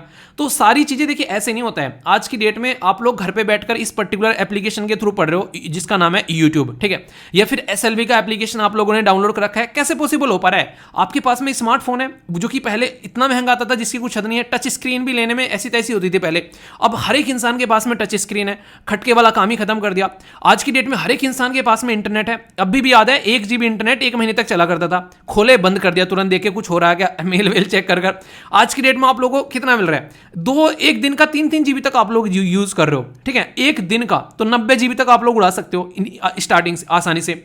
गवर्नमेंट ने कई सारे इनिशिएटिव लिए इसमें, इसी के साथ में लोगों ने इसको एक्सेप्ट भी किया। आप लोग के पास में है पर लोग एक्सेप्ट नहीं कर रहे हैं, तो फिर भी कोई मतलब नहीं है। ईजी टू यूज है भाई साहब, छोटा सा बच्चा भी बिना पढ़े लिखे इंसान को बता दोगे ना, वो इसको 1 मिनट में समझ जाएगा। कैशबैक ऑफर और डिस्काउंट ऐसे चलते रहते हैं, यहां से इसको कर लो, यहां से इसको कर लो, ये डिस्काउंट मिल जाएगा और ये हो जाएगा। ये सारी चीजें आप लोगों को यहां पर देखने को मिलती है। तो ये कहां से निकल कर आता है, तो ये इजीली आप लोग जो है जब डिस्काउंट की बात आती है तो इंसान को लगता है कि हाँ ये सारी चीजें सही है, अपना कम से कम एटलीस्ट फायदा तो हो रहा है, तो इस तरीके से इंसान यहां पर कर लेता है। तो इसको आप लोग समझ सकते हैं, ठीक है। तो ये चीज याद रखना। और हाँ, एक और बात यार, डिस्काउंट से बात याद आ गई, कई सारे बच्चे जो अभी भी पेपर देकर आए थे बेसिकली ईपीएफओ वाला, तो यूपीएससी के एडमिशन की जो बात कर रहे हैं वो उसमें कई सारे एडमिशन नहीं ले पा रहे हैं, तो इसके चलते कह रहे हैं सर कुछ और किया जाए उसके लिए। तो देखो यार, मतलब ये ना थोड़ा सा सोचने वाली बात है, क्योंकि आप ना अगर देखोगे ना चीज़ों को ढंग से, ये अच्छा लगेगा डिस्काउंट जैसे आप लोग बोलते हो कई बार, ये अच्छा लगेगा। कल को मैं बोलूँगा कि यार मुझे पूरे साल में टीचर की पेमेंट करनी है, और मैं आप लोगों के पास में आगे बोलूँगा, मैंने कहा टीचर की पेमेंट नहीं हो पा रही है, ये अकाउंट नंबर, इसमें ना 10-10, 5-5, 100-100 रुपये सेंड कर दो, टीचर की पेमेंट कर दूँगा। वो चीज़ अच्छी रहेगी, आप लोग खुद बोलो हैं। मतलब लिमिटेड यार जो चीज़ें कर रखी है ना, बहुत लिमिटेड वे में सोच समझ के कर रखी है, क्योंकि वो जो आप लोग अभी पेमेंट कर रहे हो ना, वो पूरी 16 से 17 महीने टीचर्स की पेमेंट होनी है, सारी स्टाफ की पेमेंट होनी है, वो एक बार आप लोग पेमेंट कर रहे हो, वो लगा के चलो कि मुझे पूरे साल चलानी है वो, ठीक है, पूरी टीम को मैनेज करते करते। तो इसलिए यार उसको थोड़ा सा मतलब सोचने की कोशिश करो, मतलब इसीलिए मैंने वो चीज़ें बोली भी थी, मैंने कहा देख लेना चलो आप लोग, तो उसको मिस यूज़ मत करो। अभी भी बहुत सारे बीपीएल वाले और बच्चे वो सब बोल रहे हैं, नहीं पॉसिबल हो पाएगा यार, इसलिए मतलब मैंने कुछ ये सोची की थी पर लेकिन वो नहीं उस तरीके से बैठ रही है, तो उसके लिए मत फोर्स करो। कस्टमर केयर को बोल के गाली दे रहा है 2-3 बंदे, मत करो यार ऐसा, ठीक है। वो भी गाली दे सकते हैं, उनके पास भी तो है ना ये बातें बोलने के लिए, तो उसको समझा करो। उनकी वो भी आपकी तरह ही है, कहीं जॉब कर रहे हैं, आप भी कहीं जॉब करेंगे जाकर, तो इस तरीके की चीज़ें मत करो कि उनसे ये बोल दें, मतलब गाली गलोच यार, मतलब मुझे नहीं लगता कि वो इंसान यूपीएससी के लिए एक सही इंसान है जो इस तरीके का बिहेवियर दिखा रहा है। एक पेशेंस लाओ यार अपने अंदर, यही तो सीखते हो आप लोग ज़िंदगी में। हो सकता है उनमें से कोई आपकी बहन बैठी हो वहाँ पर, एक तरीके से ऐसा भी तो हो सकता है ना कि आपकी कोई जानने वाली बैठी हो वहाँ पर जब आप लोग गाली दे रहे हैं वहाँ पर, तो ये गलत बात है, ठीक है। एक्सपेंशन यूपीआई इकोसिस्टम की बात की जा रही है, इसी के साथ में हर एक पर्सन के साथ में ट्रांजैक्शन आप लोग कनेक्ट कर सकते हैं आसानी से, ये है। पर लेकिन हर सिक्के के 2 पहलू भी हैं यहाँ पर, तो कुछ अच्छी बातें हैं तो कुछ चैलेंज भी हैं। जैसे चैलेंज क्या है, जैसे इंफ्रास्ट्रक्चर जरूरी है, ठीक है, स्केलेबिलिटी का भी इशू आता है, कई बार जितना पहुंचना चाहिए उतनी चीज़ें नहीं हो पाती हैं। कई सारे लोग, जैसे आज के डेट में कई सारे तो ऐप ही हो जाते हैं, कौन सा यूज़ करें। मैं गूगल पे कभी यूज़ नहीं करता हूँ, ठीक है, मेरे पास में मैक्सिमम भीम रहता है, या फिर पेटीएम तो पुराना चल ही रहा है, ये समझ सकते हैं आप लोग यहाँ पर, ठीक है। टेक्निकल लिमिटेशन रहती है, कई बार इंटरनेट नहीं हो तो भाई साहब आदमी ना ऐसा हो जाए कि जैसे इन्हें आंख चली गई इंसान की, वो वाली बात होती है कि इसके बिना बेसिकली हाथ पैर कट गए, इंसान अब बैठ रहे कुछ नहीं करेगा, ठीक है। तो किसी इसकी सिस्टम पर इतना डिपेंडेंट रहना, मोबाइल अगर बंद हो गया, चोरी हो गया, तो फिर क्या करे इंसान, ठीक है। तो यहाँ पर ट्रांजेक्शन फेलियर हो जाता है कई बार, जैसे अभी मैंने बताया इतने सारे ट्रांजेक्शन फेलियर हो रहे हैं, वो कह रहे हैं सर क्या करें इसका, यार वो हाथ में ही नहीं है, फिर से ट्राई कर लो, थोड़ी देर रुक के, बस यही कर सकते हैं इसमें, क्योंकि ये इतना इशू आता है जिसकी कुछ हद नहीं है। मतलब अगर 10 आदमी पेमेंट करें तो 10 में से उनकी 8 या 9 की ट्रांजेक्शन स्टार्टिंग में फेल हो रही है, इतने सारे इशू आते हैं निकल कर, तो ये आप लोग समझ सकते हैं। इसी के साथ में कई सारे पॉपुलर ऐप आप लोग देखते हैं, वो कुछ चीजें अपने हिसाब से कर रहे हैं, कुछ चीजें आप लोगों को देखने को मिलेगा कई बार नहीं एक तरीके से, जैसे ऐसे भी ऐप पॉपुलर होते हुए आप लोगों को नजर आते हैं कई बार, जो कि एक नेगेटिव वे के ऐप हैं, सोसाइटी पर नेगेटिव इंपैक्ट भी डालते हैं, तो ये भी आप लोग देखते हैं। डिस्पैरिटी इन द लिमिटेशन, कभी कोई कह रहा है कि 25,000 करने, कोई 1 लाख कह रहा है, ये अलग अलग चीजें रहती है। सिक्योरिटी की भी प्रॉब्लम निकल कर आती है, रेगुलेटरी कंप्लायंस भी फॉलो नहीं करते हैं, आरबीआई कहता है ऐसा कर लो पर वो ऐसा करते नहीं है। इनोवेशन एंड स्टे अहेड की एक होड़ रहती है, तो उसके चक्कर में पता नहीं क्या कर जाते हैं कई बार, कोलैबोरेट कर रहे हैं रेमिटर बैंक के साथ में, तो कुछ अच्छी चीज भी है, कुछ चैलेंज भी है, पर लेकिन बैलेंस बनाकर चलने वाली बात जो है वो यहां पर बेसिकली होनी चाहिए, ठीक है। तो ये आप लोग समझ सकते हैं। नेशनल पेमेंट कॉर्पोरेशन, ये एक अलग से पूरा एक पर्टिकुलर टॉपिक आप लोगों का हो जाता है, जिसके थ्रू ये 4 ही चीजें ये हमारे देश में बेसिकली बनाई गई है, ठीक है। नॉन फॉर प्रॉफिट कंपनी है जो कि एक तरीके से काम करती है एक कंसोर्टियम के थ्रू, एक ग्रुप के थ्रू बेसिकली, जिसमें मेजर बैंक्स आप लोगों को देखने को मिलेंगे देश के अंदर में, जिसके थ्रू हम लोग ये सिस्टम इंप्लीमेंट करते हैं। मैंने कहते हैं कि अम्ब्रेला ऑर्गेनाइजेशन, जैसे मैंने आप लोगों को बोला था, आज की डेट में अगर हम लोग बात करते हैं स्वच्छ भारत अभियान, तो स्वच्छ भारत अभियान एक अम्ब्रेला स्कीम हो गई, उसके अंदर में छोटी छोटी कि स्कूल को भी स्वच्छ बनाना है, हॉस्पिटल को स्वच्छ बनाना है, रोड को स्वच्छ बनाना है, तो छोटी छोटी स्कीम उसके अंदर में आ गई। प्राइमरी ऑब्जेक्ट क्या है, सेफ इंसान की मेहनत की कमाई जो है सही तरीके से यूटिलाइज की जा सके, सही तरीके से पेमेंट सिस्टम को यूज किया जा सके, डिजिटल पेमेंट हो सके, और फाइनेंशियल इंक्लूजन बहुत इंपॉर्टेंट है। फाइनेंशियल इंक्लूजन का मतलब होता है कि एक लास्ट पर्सन तक भी आप लोग बैंकिंग सिस्टम को पहुंचा दो, हर एक इंसान के पास में उसका खुद का बैंक अकाउंट हो, तो ये जरूरी है, और वो भी एक ऐसे एरिया में जहां पर बैंक ना हो और फिर भी वो उसको एंजॉय कर पा रहे हैं। यानी कि बैंक लिमिटेशन रही नहीं है, मेरे गांव में बैंक नहीं है अगर तो कोई इशू ही नहीं है आज की डेट में, ठीक है।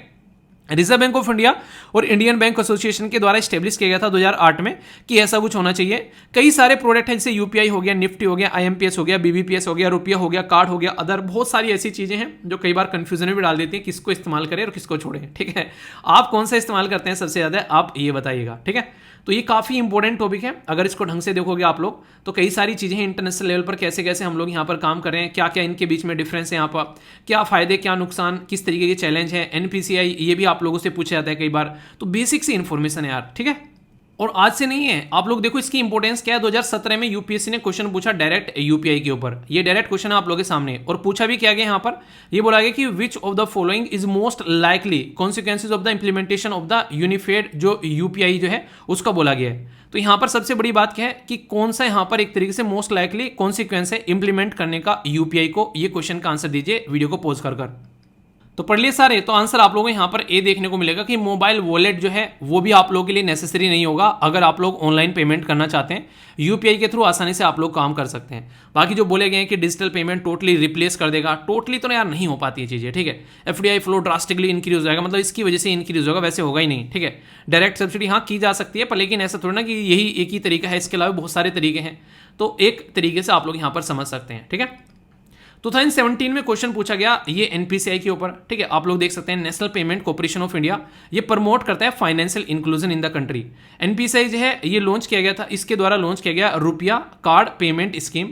तो कौन सी स्टेटमेंट यहाँ पर आप लोगों को यहाँ पर करेक्ट देखने को मिल रही है, ए में बोला गया ओनली वन, बी में बोला गया टू, सी में बोला गया बोथ और डी में बोला गया नाइदर। आंसर बताइए ए बी सी डी। तो सारी चीजें यहां पर दे रखी है, अगर आप लोग ध्यान से देखोगे तो इसका आंसर आप लोग क्या देखने को मिलेगा, ये बोथ आप लोगों को यहां पर देखने को मिलेगा, करेक्ट पूछा गया। ठीक है, तो ये फाइनेंशियल इंक्लूजन भी आप लोगों को देखने को मिल रहा है, कंट्री में करता जा रहा है, और इसी के साथ में यहाँ पर इसके द्वारा ये लॉन्च किया गया था। देखिए 17 में क्वेश्चन पूछा गया, 2013 में कहीं ना कहीं ये चीजें लॉन्च की गई थी, तो 4 साल बाद भी क्वेश्चन पूछे जा रहे हैं आप लोगों से इस टॉपिक के बारे में। ऐसा ही आप लोगों को ईपीएफओ के पेपर में देखने को मिला, मतलब साल 1.5 साल 2 साल पुराने क्वेश्चन पूछे आप लोगों से। 18 में भी क्वेश्चन पूछ ले यहाँ पर, ये इतना इंपॉर्टेंट टॉपिक है, भीम ऐप आप लोग देख लो यहाँ पर, यानी कि लगातार क्वेश्चन पूछे जा रहे हैं खुद यूपीएससी के द्वारा। तो बोला गया यूपीआई अलाउ करता है यूजर को ट्रांसफर करने के लिए money any with the UPI enabled bank. इसी के साथ में चिप जो है यहाँ पर, ये डेबिट कार्ड जो होता है ये 4 फैक्टर ऑथेंटिकेशन की बात करता है। ठीक है, और भीम जो है वो 2 फैक्टर ऑथेंटिकेशन की बात करता है, तो ये गलत आप लोगों को यहाँ पर देखने को मिलेगा। तो फर्स्ट स्टेटमेंट यहाँ पर करेक्ट आप लोगों के सामने है। एक्सप्लेनेशन सारा यहाँ पर दे रखा है, 3 लेवल का ऑथेंटिकेशन यहाँ पर आप लोगों को देखने को मिलता है। ठीक है, जो अगर बात करते हैं कंज्यूमर पॉइंट ऑफ व्यू से तो ये समझ सकते हैं, इसको समझाया भी गया यहाँ पर। तो आंसर क्या हो गया, आंसर यहाँ पर इसका ए हो गया। इतनी प्रैक्टिस करा दूंगा कि एग्जाम में जब बैठोगे जाकर मजा आएगा किसी टॉपिक के बारे में, और प्रैक्टिस कर कर अगर चीज़ों को याद करोगे फिर आगे टॉपिक मत पढ़ना, बस उठा क्वेश्चन की प्रैक्टिस कर लेना, तो सारी चीज़ें 1 मिनट में रिवाइज हो जाएगी। नेशनल पेमेंट कॉर्पोरेशन के बारे में बात की जा रही है, तो ये 4 स्टेटमेंट दे रखी है, वीडियो को पॉज कर लो, पढ़ लो, अभी पढ़ाए यहाँ पर। फर्स्ट स्टेटमेंट यहाँ पर दे रखी है, ये बेसिकली आप लोग यहाँ पर गलत देखने को मिलेगी, क्योंकि बोला है गवर्नमेंट ओन, तो गवर्नमेंट ओन नहीं है यहाँ पर, जो बैंक है ना यहाँ पर उनका एक ग्रुप है उसके द्वारा ओन किया जाता है इसको, एनपीसीआई को। ठीक है, तो ये है यहाँ पर। तो आप लोगों के यूपीएससी क्वेश्चन भी करा दिए, जो 4 यूपीएससी क्वेश्चन हो गए, और टॉपिक भी पूरा समझा दिया। तो इसके तरीके से टॉपिक को तैयार करने की कोशिश करो कि आगे आप लोग से किसी भी तरीके से घुमा फिरा कर क्वेश्चन पूछे तो माइंड में कंफ्यूजन न रहे। तो बताना कैसा लगा, फीडबैक जरूर देना, लाइक या डिसलाइक कर अगर कोई डाउट हो तो पूछ लेना। दोस्तों ये जो आर्टिकल है मैंने 3 या 4 महीने पहले आप लोगों से डिस्कस किया था, और फिर से न्यूज़पेपर में छाप दिया गया है ये आर्टिकल में चाइना पाकिस्तान की हेल्प करने की बात कर रहा है न्यूक्लियर डील को लेकर। पर लेकिन मैं आप लोगों से चाइना और पाकिस्तान के बारे में ओनली बात नहीं करूंगा, मैं इंडिया की न्यूक्लियर एनर्जी के बारे में भी आप लोगों से बात करूंगा। चाइना उस पाकिस्तान की हेल्प कर रहा है जिस पाकिस्तान के हाथ में कटोरा आ रखा है, और यहाँ पर जो ये आप लोगों को डील देखने को मिलेगी ना भाई साहब, चाइना ना उन्हें कहते कि किसी को पैसा देना है तो चाइना से पूछो कैसे देना है, भर भर कर बांटता है भाई साहब, ताकि लोग जो हैं वो कहते हैं कि इसके गुलाम बन जाए। तो ये कंडीशन आप लोगों को देखने को मिलेगी। अभी यहाँ पर 4.8 बिलियन की डील है यहाँ पर ये, तो एनर्जी क्राइसिस चल रहा है पाकिस्तान में, और खुद पाकिस्तान के मिनिस्टर बोल रहे हैं कि country need urgently increase the nuclear energy, तो यानी कि न्यूक्लियर एनर्जी पर अर्जेंटली यहाँ पर फोकस देने की जरूरत है। तो इसके चलते यहाँ पर अभी जो चाइना सामने निकल कर आ रहा है, और ऐसा नहीं कि पहली बार है, चाइना पहले भी कर चुका है, नहीं ऐसा पहली बार हुआ है 17-18 सालों में, ऐसा नहीं है, बार बार होता रहता है, ठीक है। इससे पहले भी यहाँ पर काफ़ी बार इसकी हेल्प की जा चुकी है। और वो नहीं कहते कि आउट ऑफ द बॉक्स जाकर हेल्प करने वाली बात है एक ऐसी कंट्री की जो कि एक रेस्पॉन्सिबल मेंबर भी नहीं है। जब बात करें न्यूक्लियर वेपन के बारे में तो एक ऐसे देश की हेल्प करने की यहाँ पर बात की जाती है। चाइना का क्रिटिज्म भी होता है, पर चाइना को क्रिटिज्म से ऊपर उठकर फोकस ये करना होता है कि किस तरीके से यहाँ पर इंडिया को टैकल करना है। तो ये मुद्दा है। पूरा आर्टिकल काफ़ी तसल्ली में डिस्कस करूंगा, सारी बैकग्राउंड इन्फॉर्मेशन के साथ में इंडिया के बारे में भी हम लोग समझेंगे। और ये इंडियन एक्सप्रेस के अंदर भी कवर किया गया था जब यहाँ पर ये सारी चीज़ें देखने को मिली थी। तो एक एक पॉइंट जो है वो कवर करते हुए आगे बढ़ेंगे। ओके दोस्तों, 3 इडियट मूवी का डायलॉग है कि दोस्त जो है वो फेल हो जाए तो दर्द हो जाए, पर लेकिन दोस्त जो है वो टॉप कर जाए तो और भी ज़्यादा दर्द होता है। ठीक है, यहाँ पर उसका थोड़ा सा अपोजिट मैं बोलूँगा कि दोस्त जो है वो बेसिकली पास हो जाए तो ठीक है, पर लेकिन दोस्त फेल हो जाए तो दर्द होता है। अभी पाकिस्तान के अंदर में आप लोगों ने बहुत बुरी कंडीशन देखने को मिली। वहाँ पर गुब्बारों के अंदर में गैस भर भर कर लोग घूम रहे थे। ऐसी कंडीशन देखने को मिली कि बिजली जो है वो वहाँ पर बिल्कुल बत्ती गुल हो गई उसकी। मतलब ऐसी ऐसी बातें बोली गई कि एक दिन जो है खाना बंद कर दो, चाय पीना बंद कर दो, तो हमको चाय खरीदनी बंद कम कर एक तरीके से हो जाएगी। मतलब आप लोग बोल सकते हैं कि पाकिस्तान जो है वो एक तरीके से श्रीलंका की जस्ट हालत में है। न एक तरीके से श्रीलंका से बस एक स्टेप पीछे बैठा है। जरा सी चीज़ें हिली तो कहानी खराब। अभी यहाँ पर आप लोग ऐसा बोल सकते हैं। अभी यहाँ पर पाकिस्तान के द्वारा क्या किया गया, पाकिस्तान के जो प्राइम मिनिस्टर हैं इनका नाम है शहबाज शरीफ, इनके द्वारा इनॉग्रेट की गई 3rd यूनिट जो है न्यूक्लियर पावर प्लांट की कराची के अंदर में। तो इसकी वजह से यहाँ पर ये अभी रिसेंटली न्यूज़ में आ गए हैं। तो ये बेसिकली अभी अगर बात करें, ये पूरा का पूरा जो सिस्टम चल रहा है यहाँ पर, ये किसके तहत चल रहा है? चाइना का जो चाइना पाकिस्तान इकोनॉमिक कॉरिडोर है उसके तहत चाइना यहाँ पर इनको सपोर्ट प्रोवाइड करा रहा है। 2.7 बिलियन का यहाँ पर अभी एक तरीके से आप लोग बोल सकते हैं डॉलर का ये एक न्यूक्लियर रिएक्टर अभी आप लोगों को यहाँ पर देखने को मिलेगा आने वाले टाइम में, जो कि 1100 मेगावाट कैपेसिटी का पावर एक तरीके से प्रोवाइड कराएगा। तो यहाँ पर ये चीपेस्ट जो है एनर्जी वो जनरेट करता हुआ यहाँ पर नजर आएगा। तो इंडिया और इसके जो पड़ोसी हैं उससे रिलेटेड IR का इशू आप लोगों का बन जाता है GS पेपर 2 के अंदर में। सबसे बड़ा मुद्दा क्या है फिलहाल मैं आप लोगों को यहाँ पर ये बता दूं, अगर पाकिस्तान को आप लोग ध्यान से समझोगे तो बहुत सारी चीजें आप लोगों के समझ में आएगी। एक एक कर हम लोग देखते हैं। चाइना पाकिस्तान पर इतना मेहरबान क्यों है? ठीक है, उन्हें कहते हैं कि कोई आप लोगों ने कहा, एक डायलॉग नहीं बोलते हैं कि खुदा टाइम मेहरबान या खुदा मेहरबान तो गधा पहलवान, कुछ ऐसा कुछ डायलॉग है मेरे माइंड से निकल गया, कुछ है मतलब बताइए आप लोगों को याद है, मैं रिकॉल नहीं कर पा रहा हूँ। ठीक है, अभी रीजन क्या है मैं आप लोगों को पहले वो समझा देता हूँ। अगर आज की डेट में आप लोग यहाँ पर चीज़ों को समझने की कोशिश करोगे तो बहुत सारी चीज़ें आप लोगों की समझ में आना स्टार्ट हो जाएगी।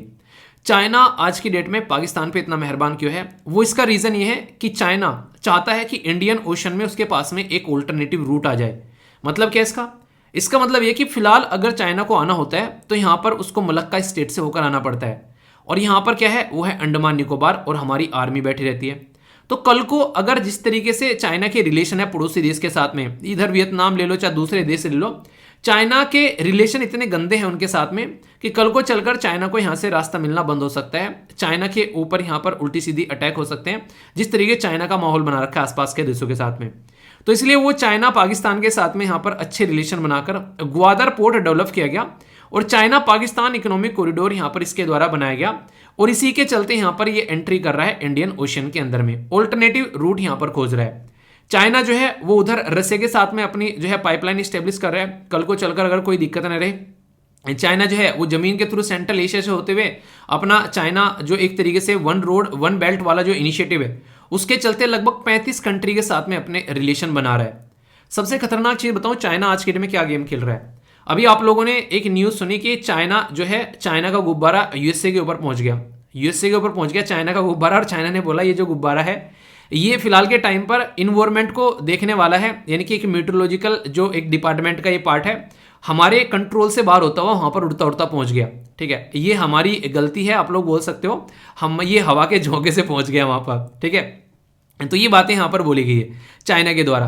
तो आप लोगों ने वो नहीं गाना सुना, मुझे एकदम वो गाना याद आ गया, आप लोगों ने सुना भी होगा कि बहती हवा सा था वो तो वही बातें यहाँ पे चली गई। तो यहाँ पर हवा का झोंका आ गया और ये बहता बहता यहाँ पर चला गया। कंडीशन क्या बन गई? कंडीशन यहाँ पर सीधी सीधी ये बन गई, आप लोग ये समझ सकते हैं सीधा सीधा। आज की डेट में अगर मैं आप लोगों को यहाँ पर बोलूँ तो ये बात आप लोग ढंग से सुनिएगा, वो चाइना जो टेक्नोलॉजी में यूएसए को टक्कर दे रहा है उसके हाथ से जो है वो गुब्बारा छूट के चला गया यूएसए के ऊपर। ये सारी की सारी चीज़ें क्या हैं, ये एक नेक्स्ट लेवल पर आप लोगों को देखने को मिलेगी अगर ढंग से इनको समझोगे। कहीं ना कहीं ये बार बार आकर बैठ जाता है कहाँ पर, एलएसी के पास में, ठीक है। कभी अरुणाचल प्रदेश के अंदर में आप लोगों को इसकी हरकतें देखने को मिलती है। तो ये चेक कर रहा है बार बार कि अगर मैं कुछ हरकतें करता हूं तो दुनिया का रिएक्शन कैसे आता है, ये वो रिएक्शन नोट करने की कोशिश कर रहा है। ताइवान के अंदर में आप लोगों को पता है, ताइवान के अंदर में जब यहाँ पर यूएसए ने बोला कि भाई साहब अगर यहाँ पर जो बेसिकली उसने चाइना ने बोला अगर यूएसए के लीडर जो है जो नैन्सी पेलोसी नहीं थी वो यहाँ पर ताइवान के अंदर में गई थी तो जाएंगे तो हम ये कर देंगे वो कर देंगे, तो यूएसए भी पहुंच गया वहां पर चेक करने के लिए, देखते हैं करता क्या, एक बार देख तो ले इसको। तो कुछ नहीं किया उसने, बस डरा डरा कर बेसिकली साइड में बैठ गया, ठीक है। तो ये कहीं ना कहीं सामने वाले को चेक करने का भी तरीका होता है कि अगर कल को कुछ होता है तो किस तरीके की रिएक्शन यहां पर निकल कर आ सकती है, तो पहले चेक कर देख लेते हैं। बिल्कुल ऐसे ऐसे पानी में जाते हैं ना इंसान, वो कहते हैं कि पहले पानी की गहराई नाप लेनी चाहिए अगर तैरना नहीं आता है, ठीक है, वरना डूब जाओगे, बुलक बुलक बुलक ऐसे बुलबुले की आवाज आएगी निकल कर, ठीक है। तो ये कंडीशन है यहाँ पर। तो चाइना ये बार बार करता है और हर एक बार करता है और हर एक एरिया में करता है, अपने पड़ोसी देशों के साथ में तो बखूबी करता है। तो यहां पर जब ये one road one belt one initiative लेकर आया, इसने बोला भाई साहब खुला खुला पैसा है, जिसको चाहिए आओ और बाल्टी भर के ले जाओ। तो इसके चलते बहुत सारे देश आए, दुनिया भर के देश बाल्टी भर भर के ले गए, पर लेकिन पैसा जो है वो सूद समेत निपटाना पड़ेगा। चाइना वो इंसान है जो अपने बाप को भी फ्री में पैसा नहीं दे और तो किसको देगा, ये सूद समेत वसूल कर लेता है। तो ये बातें आप लोगों को समझनी पड़ेगी। तो वर्ल्ड की लगभग 4.4 बिलियन पॉपुलेशन जो है वो बेल्ट एंड रोड इनिशिएटिव के साथ में कनेक्ट है और 30% जो ग्लोबल जो इकोनॉमी है वो यहीं से निकल कर आती है। टोटल इंफ्रास्ट्रक्चर का जो इन्वेस्टमेंट है वो 5 ट्रिलियन का है। 5 ट्रिलियन को अगर समझना चाहते हैं तो हमारे देश की जो इकोनॉमी है वो टोटल हमारी जो जीडीपी है वो 3 ट्रिलियन है। तो हमारी जीडीपी का लगभग 2 गुना आप लोग बोल सकते हैं मोटे मोटे तौर पर, हालांकि थोड़ा सा कम है, पर लेकिन हमारी जीडीपी की लगभग डबल तो ये इन्वेस्टमेंट कर रहे हैं।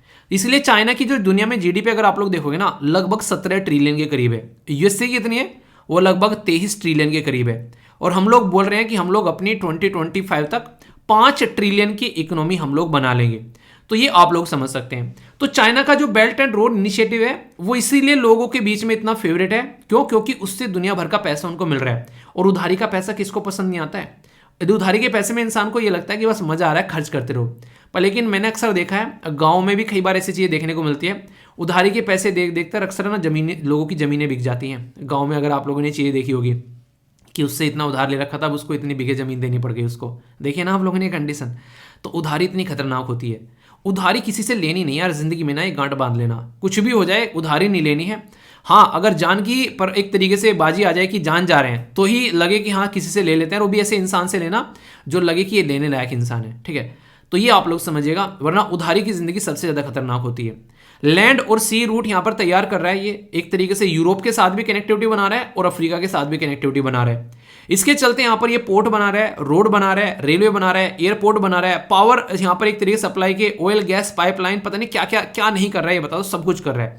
एक होलिस्टिक डेवलपमेंट यहाँ पर आप लोग बोल सकते हैं। तो ये लेकर चल रहा है एक तरीके से। इन्हें कहने का मतलब ये कि उस कंट्री को या उस एरिया को ये अपने कंट्रोल में ले लेगा इस तरीके से कि कल को चलकर वो चाहकर भी यहां से बच नहीं पाएगा, ऐसा आप लोग यहां पर बोल सकते हैं, ठीक है। अभी यहां पर एक कंपनी है जिसको यहां पर PwC बोलते हैं, उसके द्वारा यहां पर ऑडिट किया गया और उसने बोला कि 250 बिलियन के प्रोजेक्ट जो हैं वो अंडरवेज हैं या फिर अभी यहां पर चल रहे हैं, और भी आप लोगों को चीज देखने को मिल सकती है। और मैक्सिमम में आप लोगों को एक कंडीशन नजर आएगी, ये डेट ट्रैप में फंसा देते हैं लोगों को। और इसके ऊपर हरियाणा पीसीएस के अंदर मैंने आप लोगों को बताया था, क्वेश्चन पूछ लिया गया कि इसका मतलब क्या होता है ये शब्द का मतलब पूछ लिया गया था आप लोगों से। तो इसका मतलब होता है कि सामने वाले को इतना उधार दे दो कि भाई साहब वो उस उधार का इंटरेस्ट पेमेंट करने के लिए भी तुमसे उधार मांग ले, माने कि वो उसकी कहानी खत्म हो जाए, इतना उधार दे दो सामने वाले को।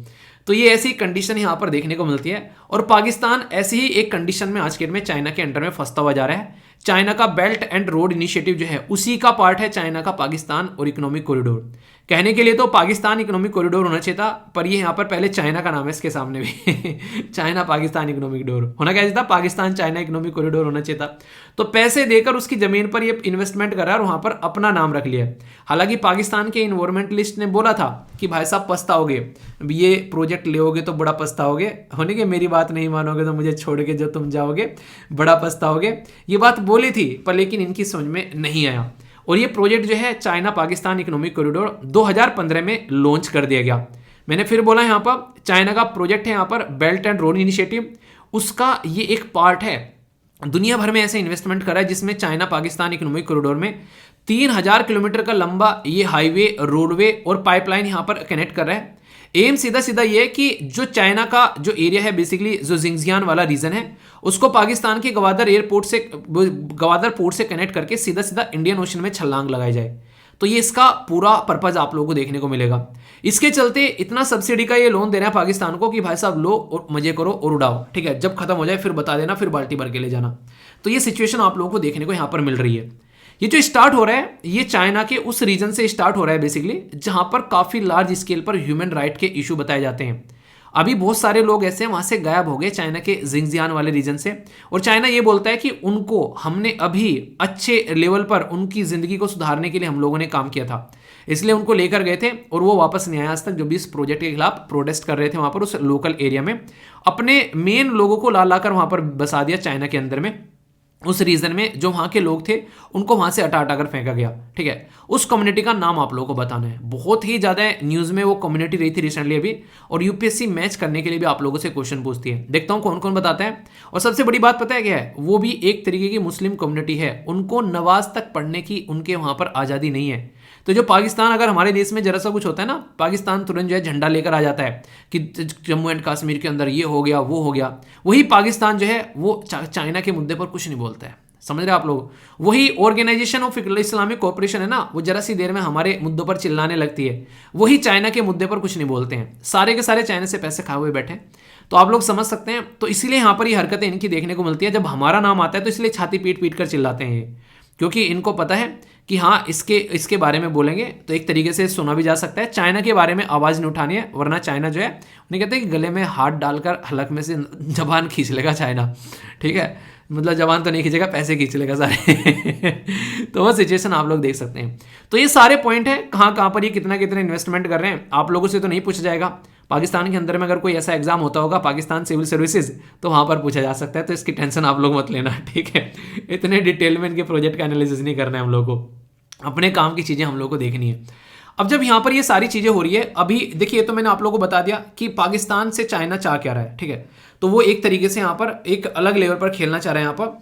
तो पाकिस्तान के अंदर में अगर ये जाता है यहाँ पर, तो पाकिस्तान को फोकस देता है यहाँ पर, तो कहीं ना कहीं एक तरीके से इंडिया के लिए कंसर्न हो जाता है। पर लेकिन इसका मतलब नहीं कि इंडिया के लिए ही कंसर्न है, पाकिस्तान के लिए बहुत बड़े कंसर्न है। आप लोग समझोगे नहीं पाकिस्तान के लिए क्या क्या कंसर्न है।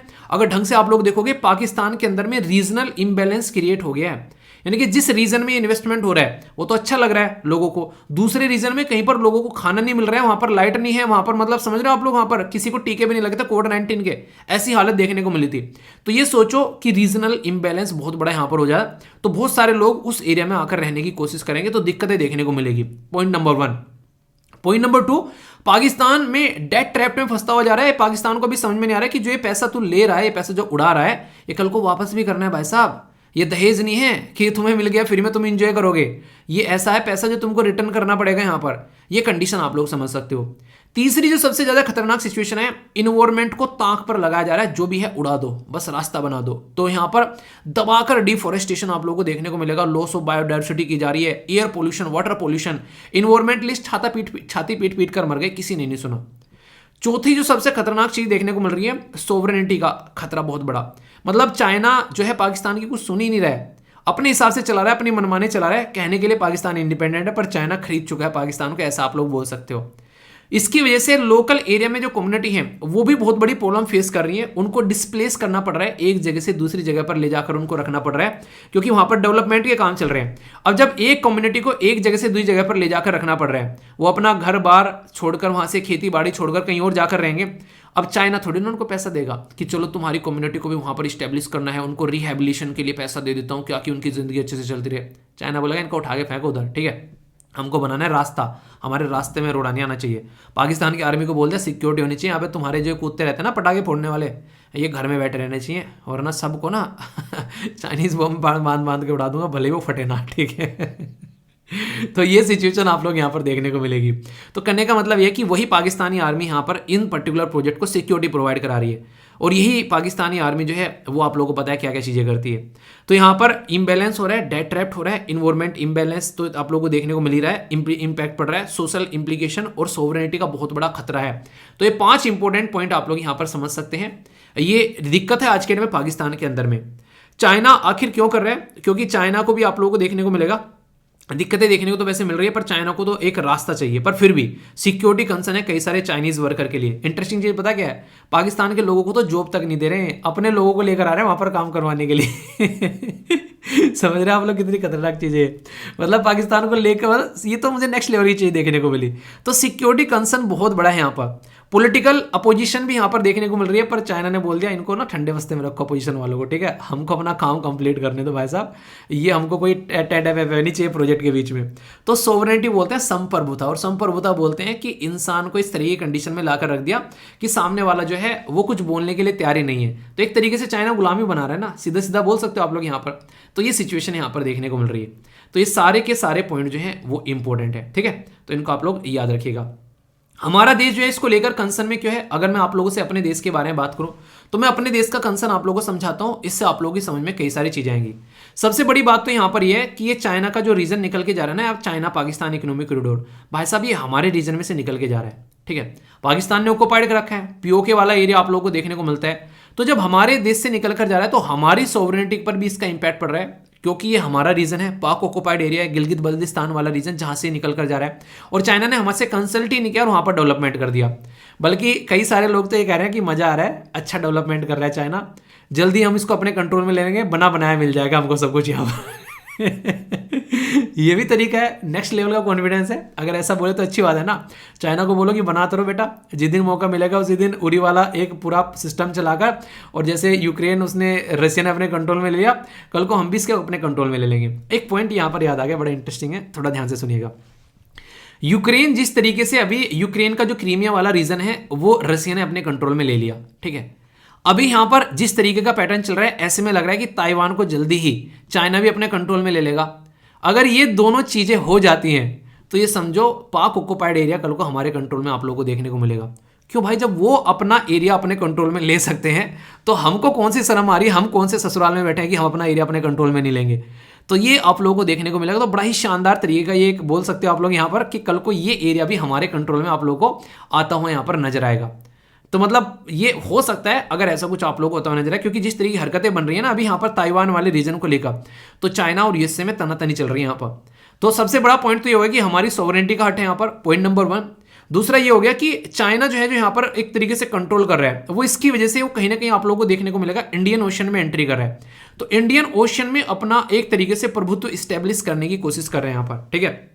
तो ये आप लोग समझ सकते हैं यहाँ पर कहीं ना कहीं हमारे लिए यहाँ पर ये दिक्कत की बात आप लोगों को यहाँ पर देखने को मिल सकती है।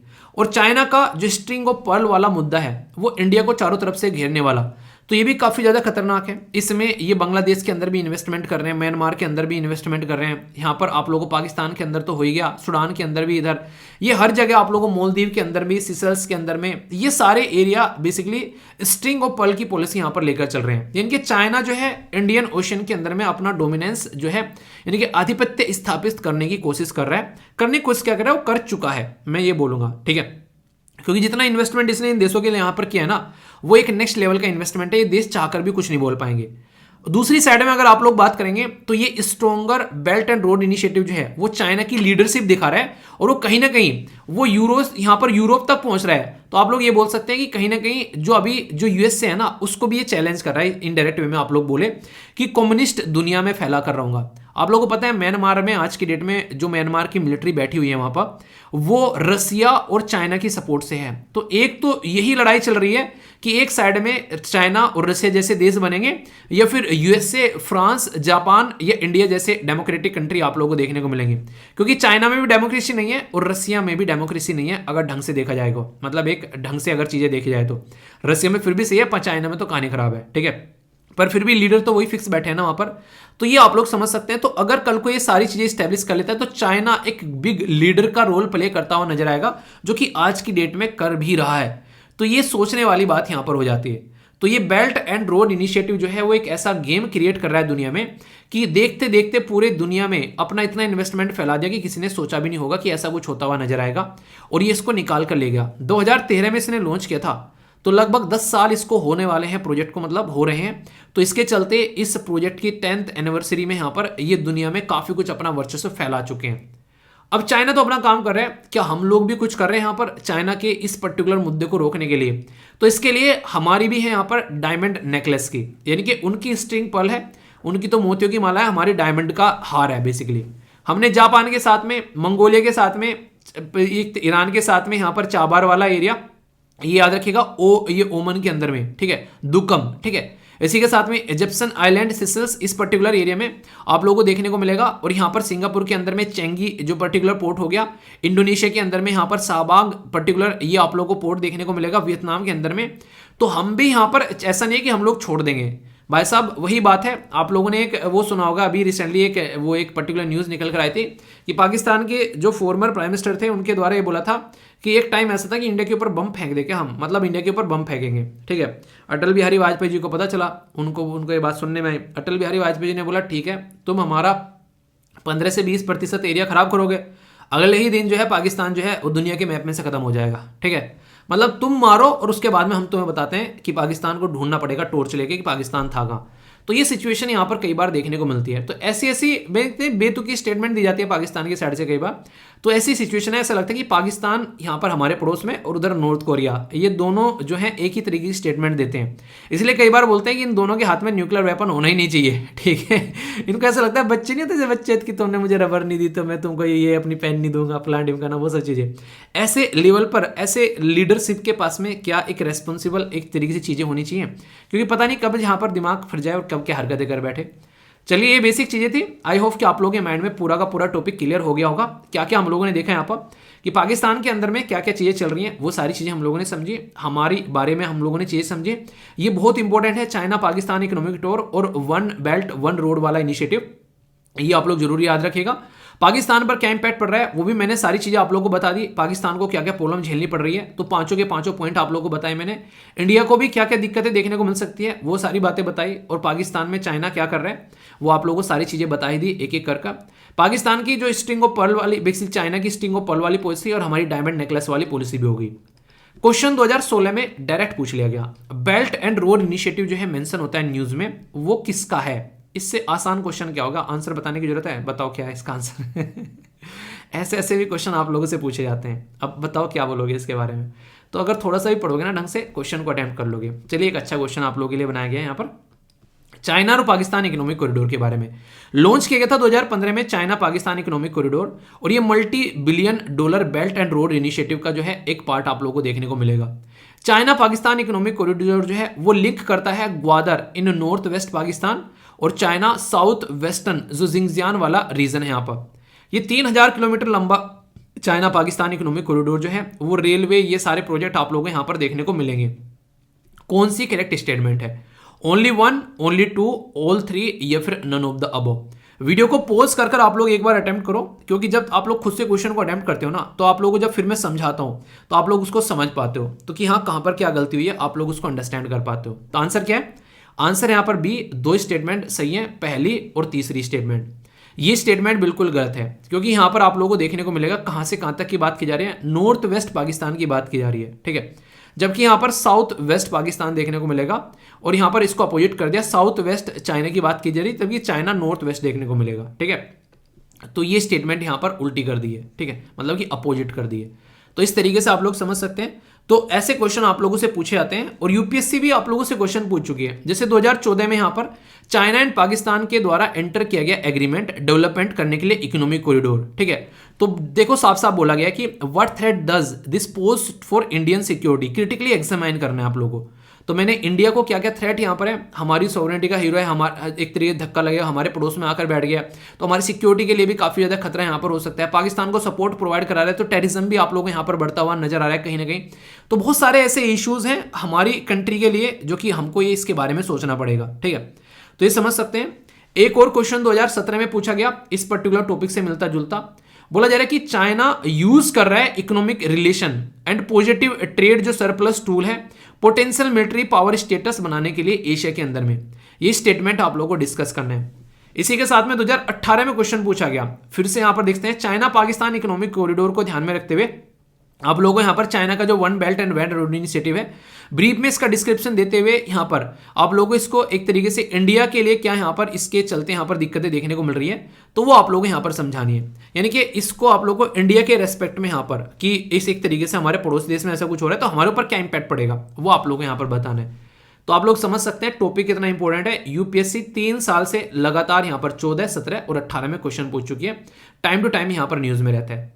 इसको कहते हैं ऐसे टॉपिक तैयार करो कि आप लोगों को सारी चीजें समझ में आ जाए। अब यूपीएससी ने क्वेश्चन पूछे वही बता दिए, आप लोगों के लिए क्वेश्चन भी क्रिएट करा दिया और आंसर राइटिंग के लिए भी टॉपिक तैयार हो गया।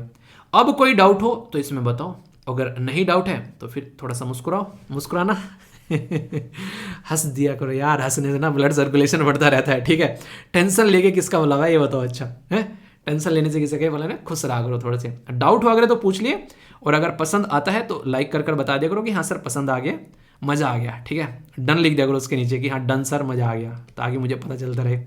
देखिए वीडियो देखते तो बहुत सारे लोग हैं, आप लोग खुद सोचो, जैसे वीडियो देख ली इतने सारे लोगों ने, ठीक है, तो यहाँ पर लाइक कितने ने करी है, मान लो उनका भी मुझे नाम नहीं पता चल रहा है। अब जो कमेंट कर रहा है उसका नाम बस पता चलता है कि अच्छा ये है।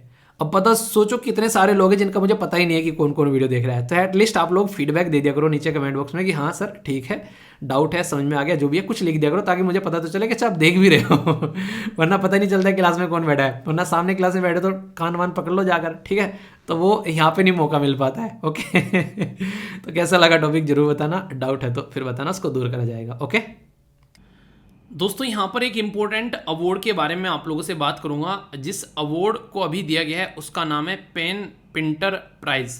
तो पेन पिंटर प्राइज जो है वो किसको दिया गया है, ये दिया गया है माइकल रोजेन को। तो यहाँ पर ये बेसिकली इनके द्वारा जो लिखा गया है अपना काम, ये बच्चों के लिए राइटिंग करते हैं, जो आप लोगों को यहाँ पर पिक्चर में भी दिख रहे हैं। तो इनके बारे में यहाँ पर बात करूँगा, इसी के साथ में इस प्राइज़ के बारे में बात करते हैं। दोस्तों ये जो प्राइज़ है 2009 में इसको इस्टेब्लिश किया गया। एक जो पर्टिकुलर इंसान थे जिनका नाम भी आप लोग यहाँ पर याद रखते हैं, उनकी याद में इसको बनाया गया, जिनका नाम था यहाँ पर होरेल्ड पिंटर। तो होरेल्ड पिंटर की बेसिकली याद में यहाँ पर इसको बनाया गया, प्रिंटर नहीं है पिंटर है। ठीक है, तो इनकी याद में यहाँ पर बनाया गया। ये खासकर अगर कोई इंग्लिश में, खासकर इसका फोकस क्या है कि कोई भी चीज़ इंग्लिश में लिखी गई है, जैसे कि कोई प्ले है, पोइट्री है, कोई ऐसे है, कोई फिक्शन है, जिसने कहीं ना कहीं कुछ ऐसा आउटस्टैंडिंग परफॉर्मेंस दी हो जिससे कि किसी पर्टिकुलर सेक्शन को एनकरेज किया हो, और इनके अंदर कोई फियर न हो इस चीज़ को लेकर, यानी कि किसी भी तरह का कोई डर न हो जो भी लिख रहा है। हालांकि कई बार कई सारे लोग जो हैं उनको प्रोसिक्यूट कर दिया जाता है, यानी कि एक तरीके से उनको मार भी दिया जाता है अगर कोई ऐसी हरकतें करता है, यहाँ पर आउट ऑफ द बॉक्स जाकर कुछ लिखता है। पर लेकिन इन्होंने क्या किया, एनकरेज किया ऐसे लोगों को जिनके अंदर क्रेज है सही लिखने का। और यहाँ पर पहले ये देखने को मिलेगा बेसिकली यूके, आयरलैंड और कॉमनवेल्थ के जो देश हैं उनके लिए, पर इंग्लिश लैंग्वेज यहाँ पर इसके लिए रखी गई है। अब से पहले जो ये अवार्ड दिया गया ना, जैसे 2022 में, इन इंसानों के बारे में जाकर थोड़ा सर्च करना, आप लोगों को पता चलेगा कि क्यों ये कई बार इतने ज़्यादा न्यूज़ में रहे। पहले यहाँ पर मैलोरी ब्लैकमैन 2022 में इसको दिया गया। ठीक है, इसी के साथ में यहाँ पर जिनका नाम है तिस्सिती, यहाँ पर इनको बोलेंगे डागरेम बगा। ठीक है, तो 2021 में दिया गया। हनीफ को दिया गया यहाँ पर, बेसिकली इनका भी नाम याद है, हनीफ कुरैशी 2010 में, सलमान रुश्दी 2014 में, और इसी के साथ में यहाँ पर एक और पर्सनैलिटी जिनका नाम है लेमन सिस्से 2019 में। तो ये इस तरीके से प्राइज़ दिए गए। अभी जिनका नाम है यहाँ पर माइकल रोजन, इनको ये प्राइज़ दिया गया। इन्होंने बच्चों के लिए काफ़ी अच्छा काम किया, अच्छी काफ़ी परफॉर्मेंस, 140 के करीब इन्होंने किताबें यहाँ पर जो है वो यहाँ पर बेसिकली लिखी। तो बच्चों के लिए एक सपोर्टिव रोल में आप लोगों को यहाँ पर ये देखने को मिलेंगे, बच्चों की लाइफ में एक बच्चों को एनकरेज करना और सही डायरेक्शन देना। तो इनकी किताबें उस पर्टिकुलर पॉइंट ऑफ से काफ़ी इंपॉर्टेंट है बच्चों के लिए। तो यहाँ पर ये अवार्ड है जिसके बारे में आप लोग कुछ बेसिक इन्फॉर्मेशन थी, कन्फ्यूजन नहीं होना चाहिए इसको लेकर। ठीक है, अवार्ड से क्वेश्चन कई बार बन जाते हैं। पीआईबी के द्वारा ये इन्फॉर्मेशन शेयर की गई, और ये एक तरीके की अवेयरनेस इन्फॉर्मेशन भी है और एग्जाम के लिए भी इंपॉर्टेंट है। अवेयरनेस इन्फॉर्मेशन किस लिए है, अभी हम लोग मानसून के टाइम में जी रहे हैं। तो मानसून जो है वो आज लोगों को स्टार्ट होता हुआ नजर आता है जून से लेके जुलाई, अगस्त, सितंबर। ठीक है, और अक्टूबर तक जाकर इसकी चीज़ें जो है वो निपट जाती हैं। नॉर्मली जून, जुलाई, अगस्त, सितंबर मेनली आप लोगों को देखने को मिलते हैं। ये वो ड्यूरेशन है जिसमें सबसे ज़्यादा बीमारी फैलती हैं, खासकर कौन सी बीमारी, जिनको बोलते हैं वेक्टर बोर्न डिजीज़। तो वेक्टर बोर्न डिजीज कैसी होती हैं? ये सीजनल बीमारी होती हैं जो कि मानसून के आने पर फैलती हैं। तो कैसे इनसे बचना है उसी के बारे में यहाँ पर बात की जाती है। तो वेक्टर बोर्न डिजीज ये अभी हमारे हेल्थ मिनिस्टर साहब के द्वारा बोला गया कि इसके लिए रेडी रहना है, जैसे ही मानसून आएगा तो दिक्कतें देखने को मिलेगी। वेक्टर बोर्न डिजीज का उदाहरण है जैसे malaria, dengue, chikungunya, Japanese encephalitis, इसी के साथ में यहाँ पर ये बीमारी है सारी जो आप लोगों को देखने को मिल रही है। अभी मुद्दा क्या यहाँ पर ये वेक्टर बोर्न डिसीज का मतलब कोई वेक्टर यानी कि कुछ मीडियम रहता है जिसके थ्रू ये बीमारी जो है इंसानों तक पहुंचती है, यानी कि जो वेक्टर यहाँ पर ये बीमारी इंसानों तक पहुंचाता है और फिर यहाँ पर जैसे मक्खियाँ हो गई ये सब चीज़ें फिर काटती हैं तो उससे इंसान जो है वो इन्फेक्टेड हो जाता है। और सीजन में काफ़ी ज़्यादा देखने को मिलता है, पर्टिकुलर सीजन में जो कि मानसून या फिर पोस्ट मानसून, क्योंकि पानी भरा रहता है, मच्छर उसकी वजह से और ज़्यादा पनपते हैं, तो इसके चलते यहाँ पर ये दिक्कतें देखने को मिलती है। तो हेल्थ मिनिस्ट्री जो है पहले ही सतर्क लड़का बन गया है, सतर्क लोंडा बन गया है, ताकि लोगों तक ये इन्फॉर्मेशन पहुँचाई जा सके और कोई भी ऐसी महामारी न देखने को मिले जैसे अभी पास्ट में हम लोगों ने चीज़ें झेली हैं। तो इसके बारे में ये बेसिक इन्फॉर्मेशन है।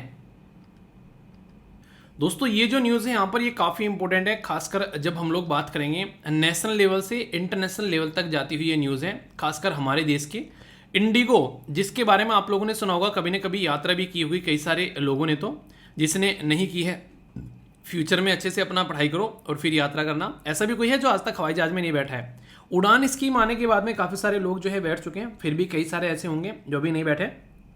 तो ये बेसिकली उसी पैटर्न में चीज़ों को आगे लेकर चलने की कोशिश की जा रही है कि देश का हर एक नागरिक जो ट्रेन में यात्रा करता है तो उसको किस तरीके से हम लोग हवाई जहाज की यात्रा करा सकते हैं। तो उड़ान स्कीम इसी के लिए लेकर आई गई थी। और याद होगा प्राइम मिनिस्टर साहब के द्वारा बोला गया था कि हवाई जहाज जो हवाई चप्पल से चलने वाला आदमी हवाई जहाज की यात्रा करेगा। तो इंडिगो जो है उसकी मार्केट कैपिटलाइजेशन जो है वो 1 लाख करोड़ हो चुका है, यानी कि इसकी जो वर्थ है अभी फिलहाल के टाइम पर कंपनी की वो यहाँ पर हो चुकी है 1 लाख करोड़।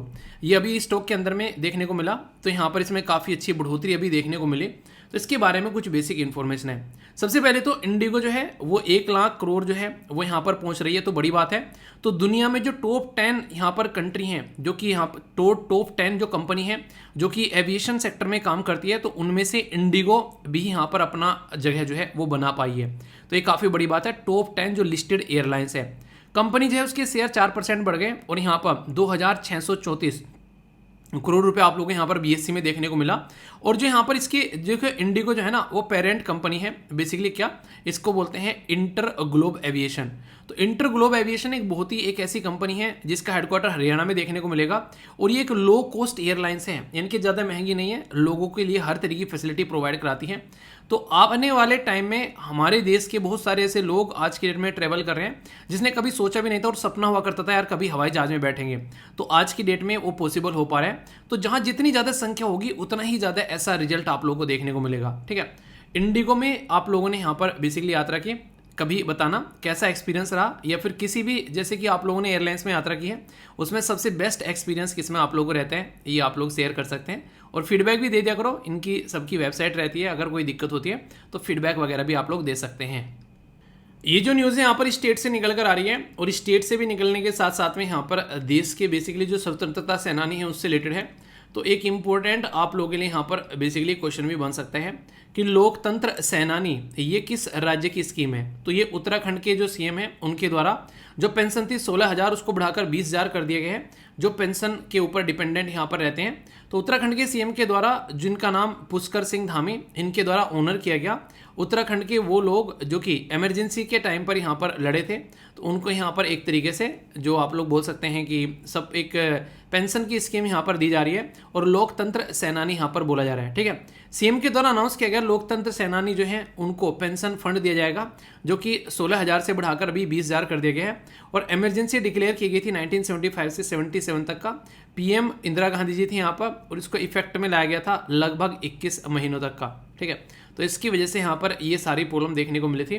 तो उस टाइम पर जो लड़े थे उनको बोला जा रहा है यहाँ पर लोकतंत्र सेनानी, यानी कि लोकतंत्र यानी कि जनता का तंत्र जो था वो एक तरीके से बर्बाद हो गया था, तो उसको फिर से रीस्टेब्लिश करने की कोशिश की जा रही थी। तो ये किसके द्वारा किया जा रहा है? उत्तराखंड के सीएम के द्वारा ये पर्टिकुलर अवार्ड दिया जा रहा है। ये जो स्कीम है यहाँ पर, ये भी एक स्टेट से रिलेटेड है। स्टेट का बेसिकली यूनियन टेरिटरी है जिसका नाम है दिल्ली। दिल्ली ने यहाँ पर स्टार्ट किया था कि लोगों के घरों के दरवाजों तक जो है फैसिलिटी प्रोवाइड कराई जाएगी, खासकर फूड से रिलेटेड चीज़ें भी यहाँ पर। तो एलजी के द्वारा यहाँ पर कई बार इसको रोका गया। अरविंद केजरीवाल साहब जो हैं कई बार जो है धरने पर भी उतरे कि हाँ इसको पास नहीं करने दिया जा रहा है। तो यहाँ पर इनिशिएटिव जो था ये डिले किया गया था। अभी यहाँ पर इसके बारे में बातें की जा रही है, पब्लिक में इसको रखा जा रहा है। तो एलजी के जो सक्सेना है उनके द्वारा अप्रूव कर दिया गया जो ड्राफ्ट है यहाँ पर कि दिल्ली का जो ग्रीवेंस रिड्रेसल रूल है, तो यहाँ पर इसके बारे में आप लोग याद रख सकते हैं। तो दिल्ली के जो एलजी हैं सक्सेना साहब उनके द्वारा अप्रूव किया गया दिल्ली ग्रीवेंस रिड्रेसल रूल 2017 के, जो कि एड्रेस करेंगे अगर कोई भी दिक्कत आती है targeted public distribution system TPDS के अंदर में एंड फेयर प्राइस सोप के अंदर में। अक्सर आप लोगों ने देखा होगा लोग जो हैं वो राशन की दुकान पर जाते हैं राशन लेने के लिए, वहाँ पर सिस्टमेटिक वे में सपोर्ट नहीं मिल पाता है। तो उससे रिलेटेड कोई दिक्कत हो तो उसको निपटाने के लिए यहाँ पर ये सिस्टम आप लोगों को देखने को मिल रहा है। दिल्ली के जो एलजी है उनके द्वारा इन्वाइट किया गया सजेशन की ड्राफ्ट है भाई साहब, इसके ऊपर जिसको जो बोलना है बोलो, अगर इसके अंदर कुछ चेंज करना होगा तो फिर चेंज करेंगे, क्योंकि ड्राफ्ट का मतलब ये है कि फाइनल अभी शेप में नहीं आया है। ठीक है, प्रपोजल जो है वो इंटाइटल करेगा यहाँ पर कहीं ना कहीं एक तरीके से, ताकि इस तरीके से कमेटी बनाई जाए, अपॉइंटमेंट की जाए स्टेट फूड कमीशन के पॉइंट ऑफ से। यानी कि देखिए आप लोगों ने मूवी देखी होगी, मूवी का नाम क्या था, वो फूड कमिश्नर रहते हैं। ठीक है, तो वहाँ पर जगन, मतलब इंसान का नाम तो जगन था, मूवी का नाम नहीं है पता है, शकल था ना सर, शकल। तो उसमें देखा कि किस तरीके से लोगों तक जो है खाने में कैसी कैसी मिलावट आती है। तो ये सारी चीज़ें जरूरी हैं कि सिस्टमेटिक वे में लेकर चले जाए, वरना बहुत सारे लोग जो हैं बीमार होते हुए नजर आते हैं। तो इसी और भी एक कदम रहेगा और लोगों तक खाना भी जाएगा, तो कुछ अच्छी बातें आप लोग बोल सकते हैं। ठीक है, तो दिल्ली गवर्नमेंट की स्कीम है। Economy and science and tech दोनों के साथ में हालांकि आप लोग इसको कनेक्ट कर सकते हैं, पर मेन पॉइंट अभी यहाँ पर क्या रहेगा, ये है गुजरात के अंदर में माइक्रोन जो कंपनी है उसके द्वारा साइन किया गया है MOU, यानी कि मेमोरेंडम ऑफ अंडरस्टैंडिंग, एक तरीका एग्रीमेंट, जिसमें सेमीकंडक्टर प्लांट लगाया जाएगा। कहाँ पर, यह है सनंद, यानी कि गुजरात के अंदर में। तो गुजरात के अंदर में सेमीकंडक्टर प्लांट लगाना ये अपने आप में काफ़ी अप्रिशिएट करने लायक मूव है। गुजरात सरकार जो है उसके लिए माहौल बना रही है। तो ये अहमदाबाद जो है बेसिकली उसके पास में आप लोगों को देखने को मिलेगा। बोला ये जा रहा है कि लगभग 5000 के करीब नई जॉब भी यहाँ पर क्रिएट होती है आप लोग को नजर आएगी। इसी के साथ में यहाँ पर जो transform wafer into the ball grid array, जो इंटीग्रेटेड सर्किट पैकेज या मेमोरी मॉड्यूल और सॉलिड स्टेट ड्राइवर आप लोगों को यहाँ पर बेसिकली काम में आते हुए नजर आएंगे। जो MOU साइन किया गया गुजरात गवर्नमेंट का, ये सेमीकंडक्टर मैन्युफैक्चर के लिए यहाँ पर ये सेकंड एग्रीमेंट है। आप लोगों को पता है कि रिसेंटली अभी हम लोगों ने सेमीकंडक्टर की फील्ड में जंप करने की कोशिश की जा रही है, ताकि सिस्टमेटिक वे में इस चीज़ को आगे लेकर चल सके, क्योंकि हमारे देश की रिक्वायरमेंट ही इतनी है कि बाहर से खरीद कर लेकर आने में हम लोग अपना सारा धन जो है वो बाहर पहुँचा देते हैं। ठीक है, तो अपना धन जो है वो छुपा कर रखना चाहिए, होता सबके पास है पर सब छुपा के रखते हैं। 3 इडियट का वो एपिक डायलॉग था यार, बिल्कुल। तो ये है बेसिकली जिसके बारे में याद रखिएगा।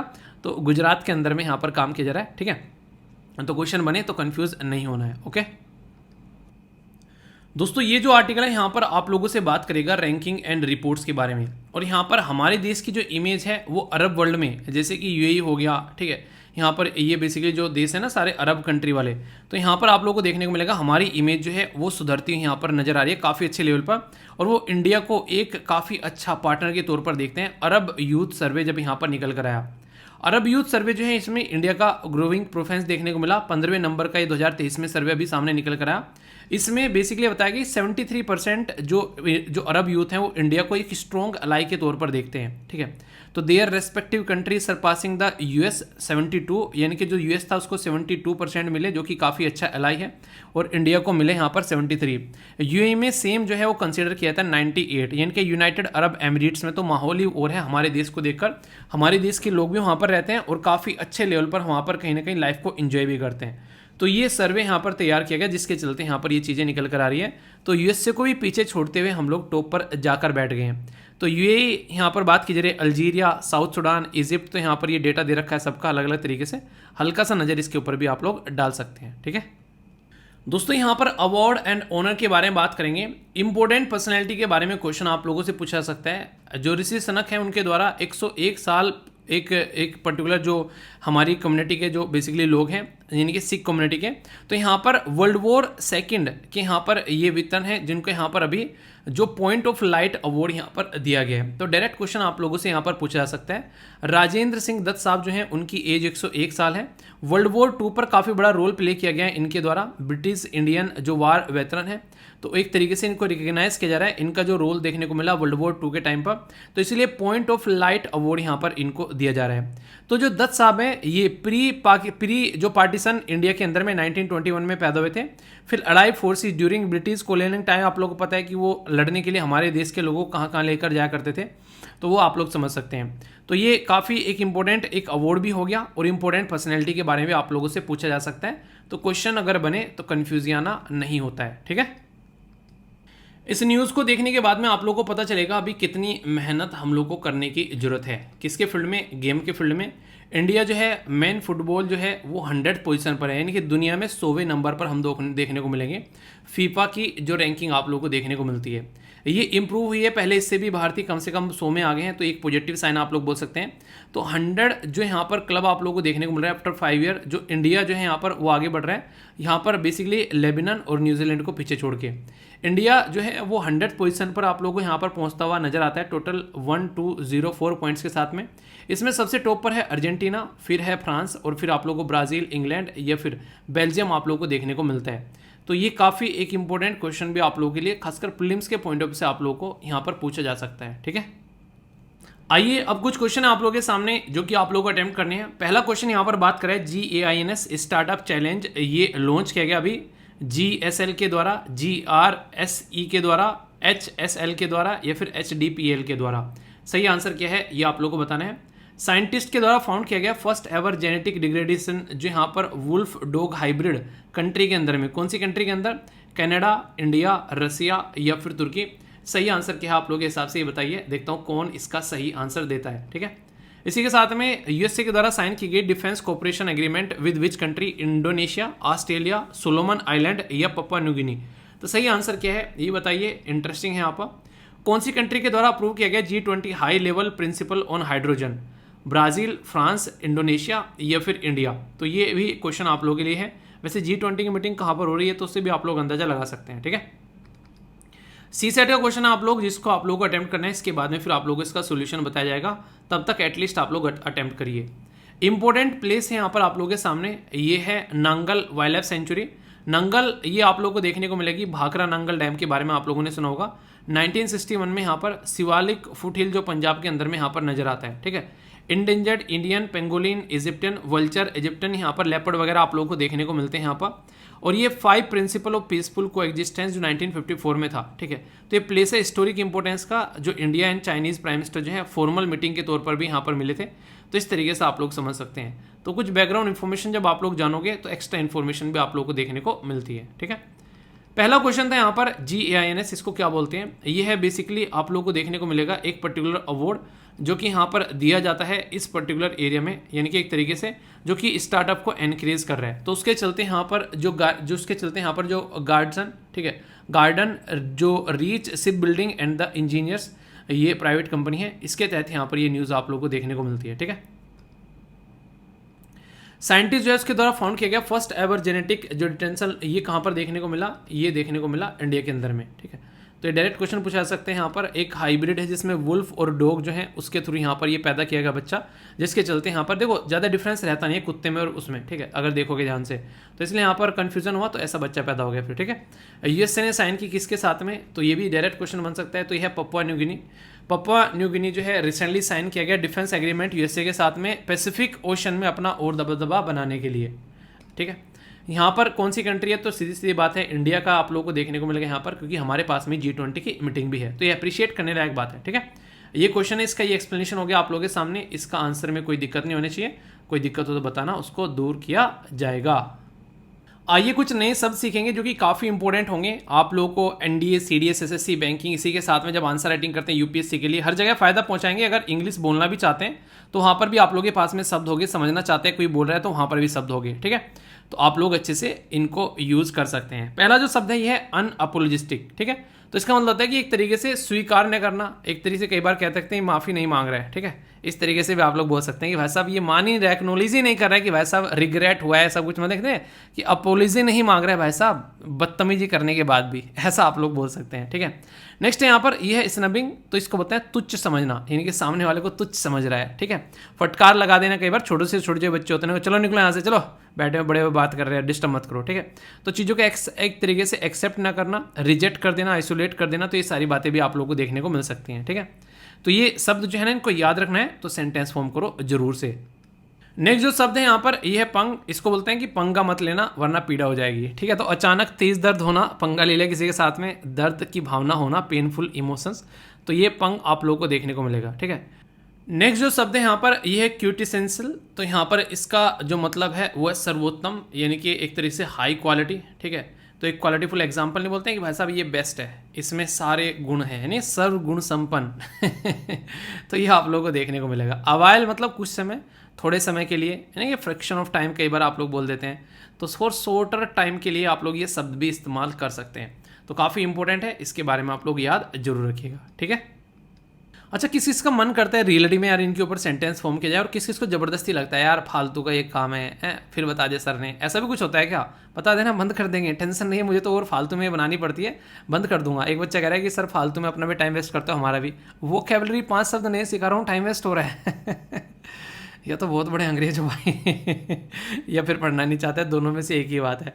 अब कौन सी है डिसाइड कर लेना और बता देना मुझे भी, ठीक है दोस्तों। बाकी ये है आप लोगों का प्यारा सा एप्लीकेशन, किस किस ने डाउनलोड कर लिया है तो बताना जरूर, जिसने डाउनलोड नहीं किया है डाउनलोड जरूर करिए। काफ़ी सारी चीज़ें आप लोगों को इंटरेस्टिंग यहाँ पर देखने को मिल रही हैं और आगे भी मिलेंगी।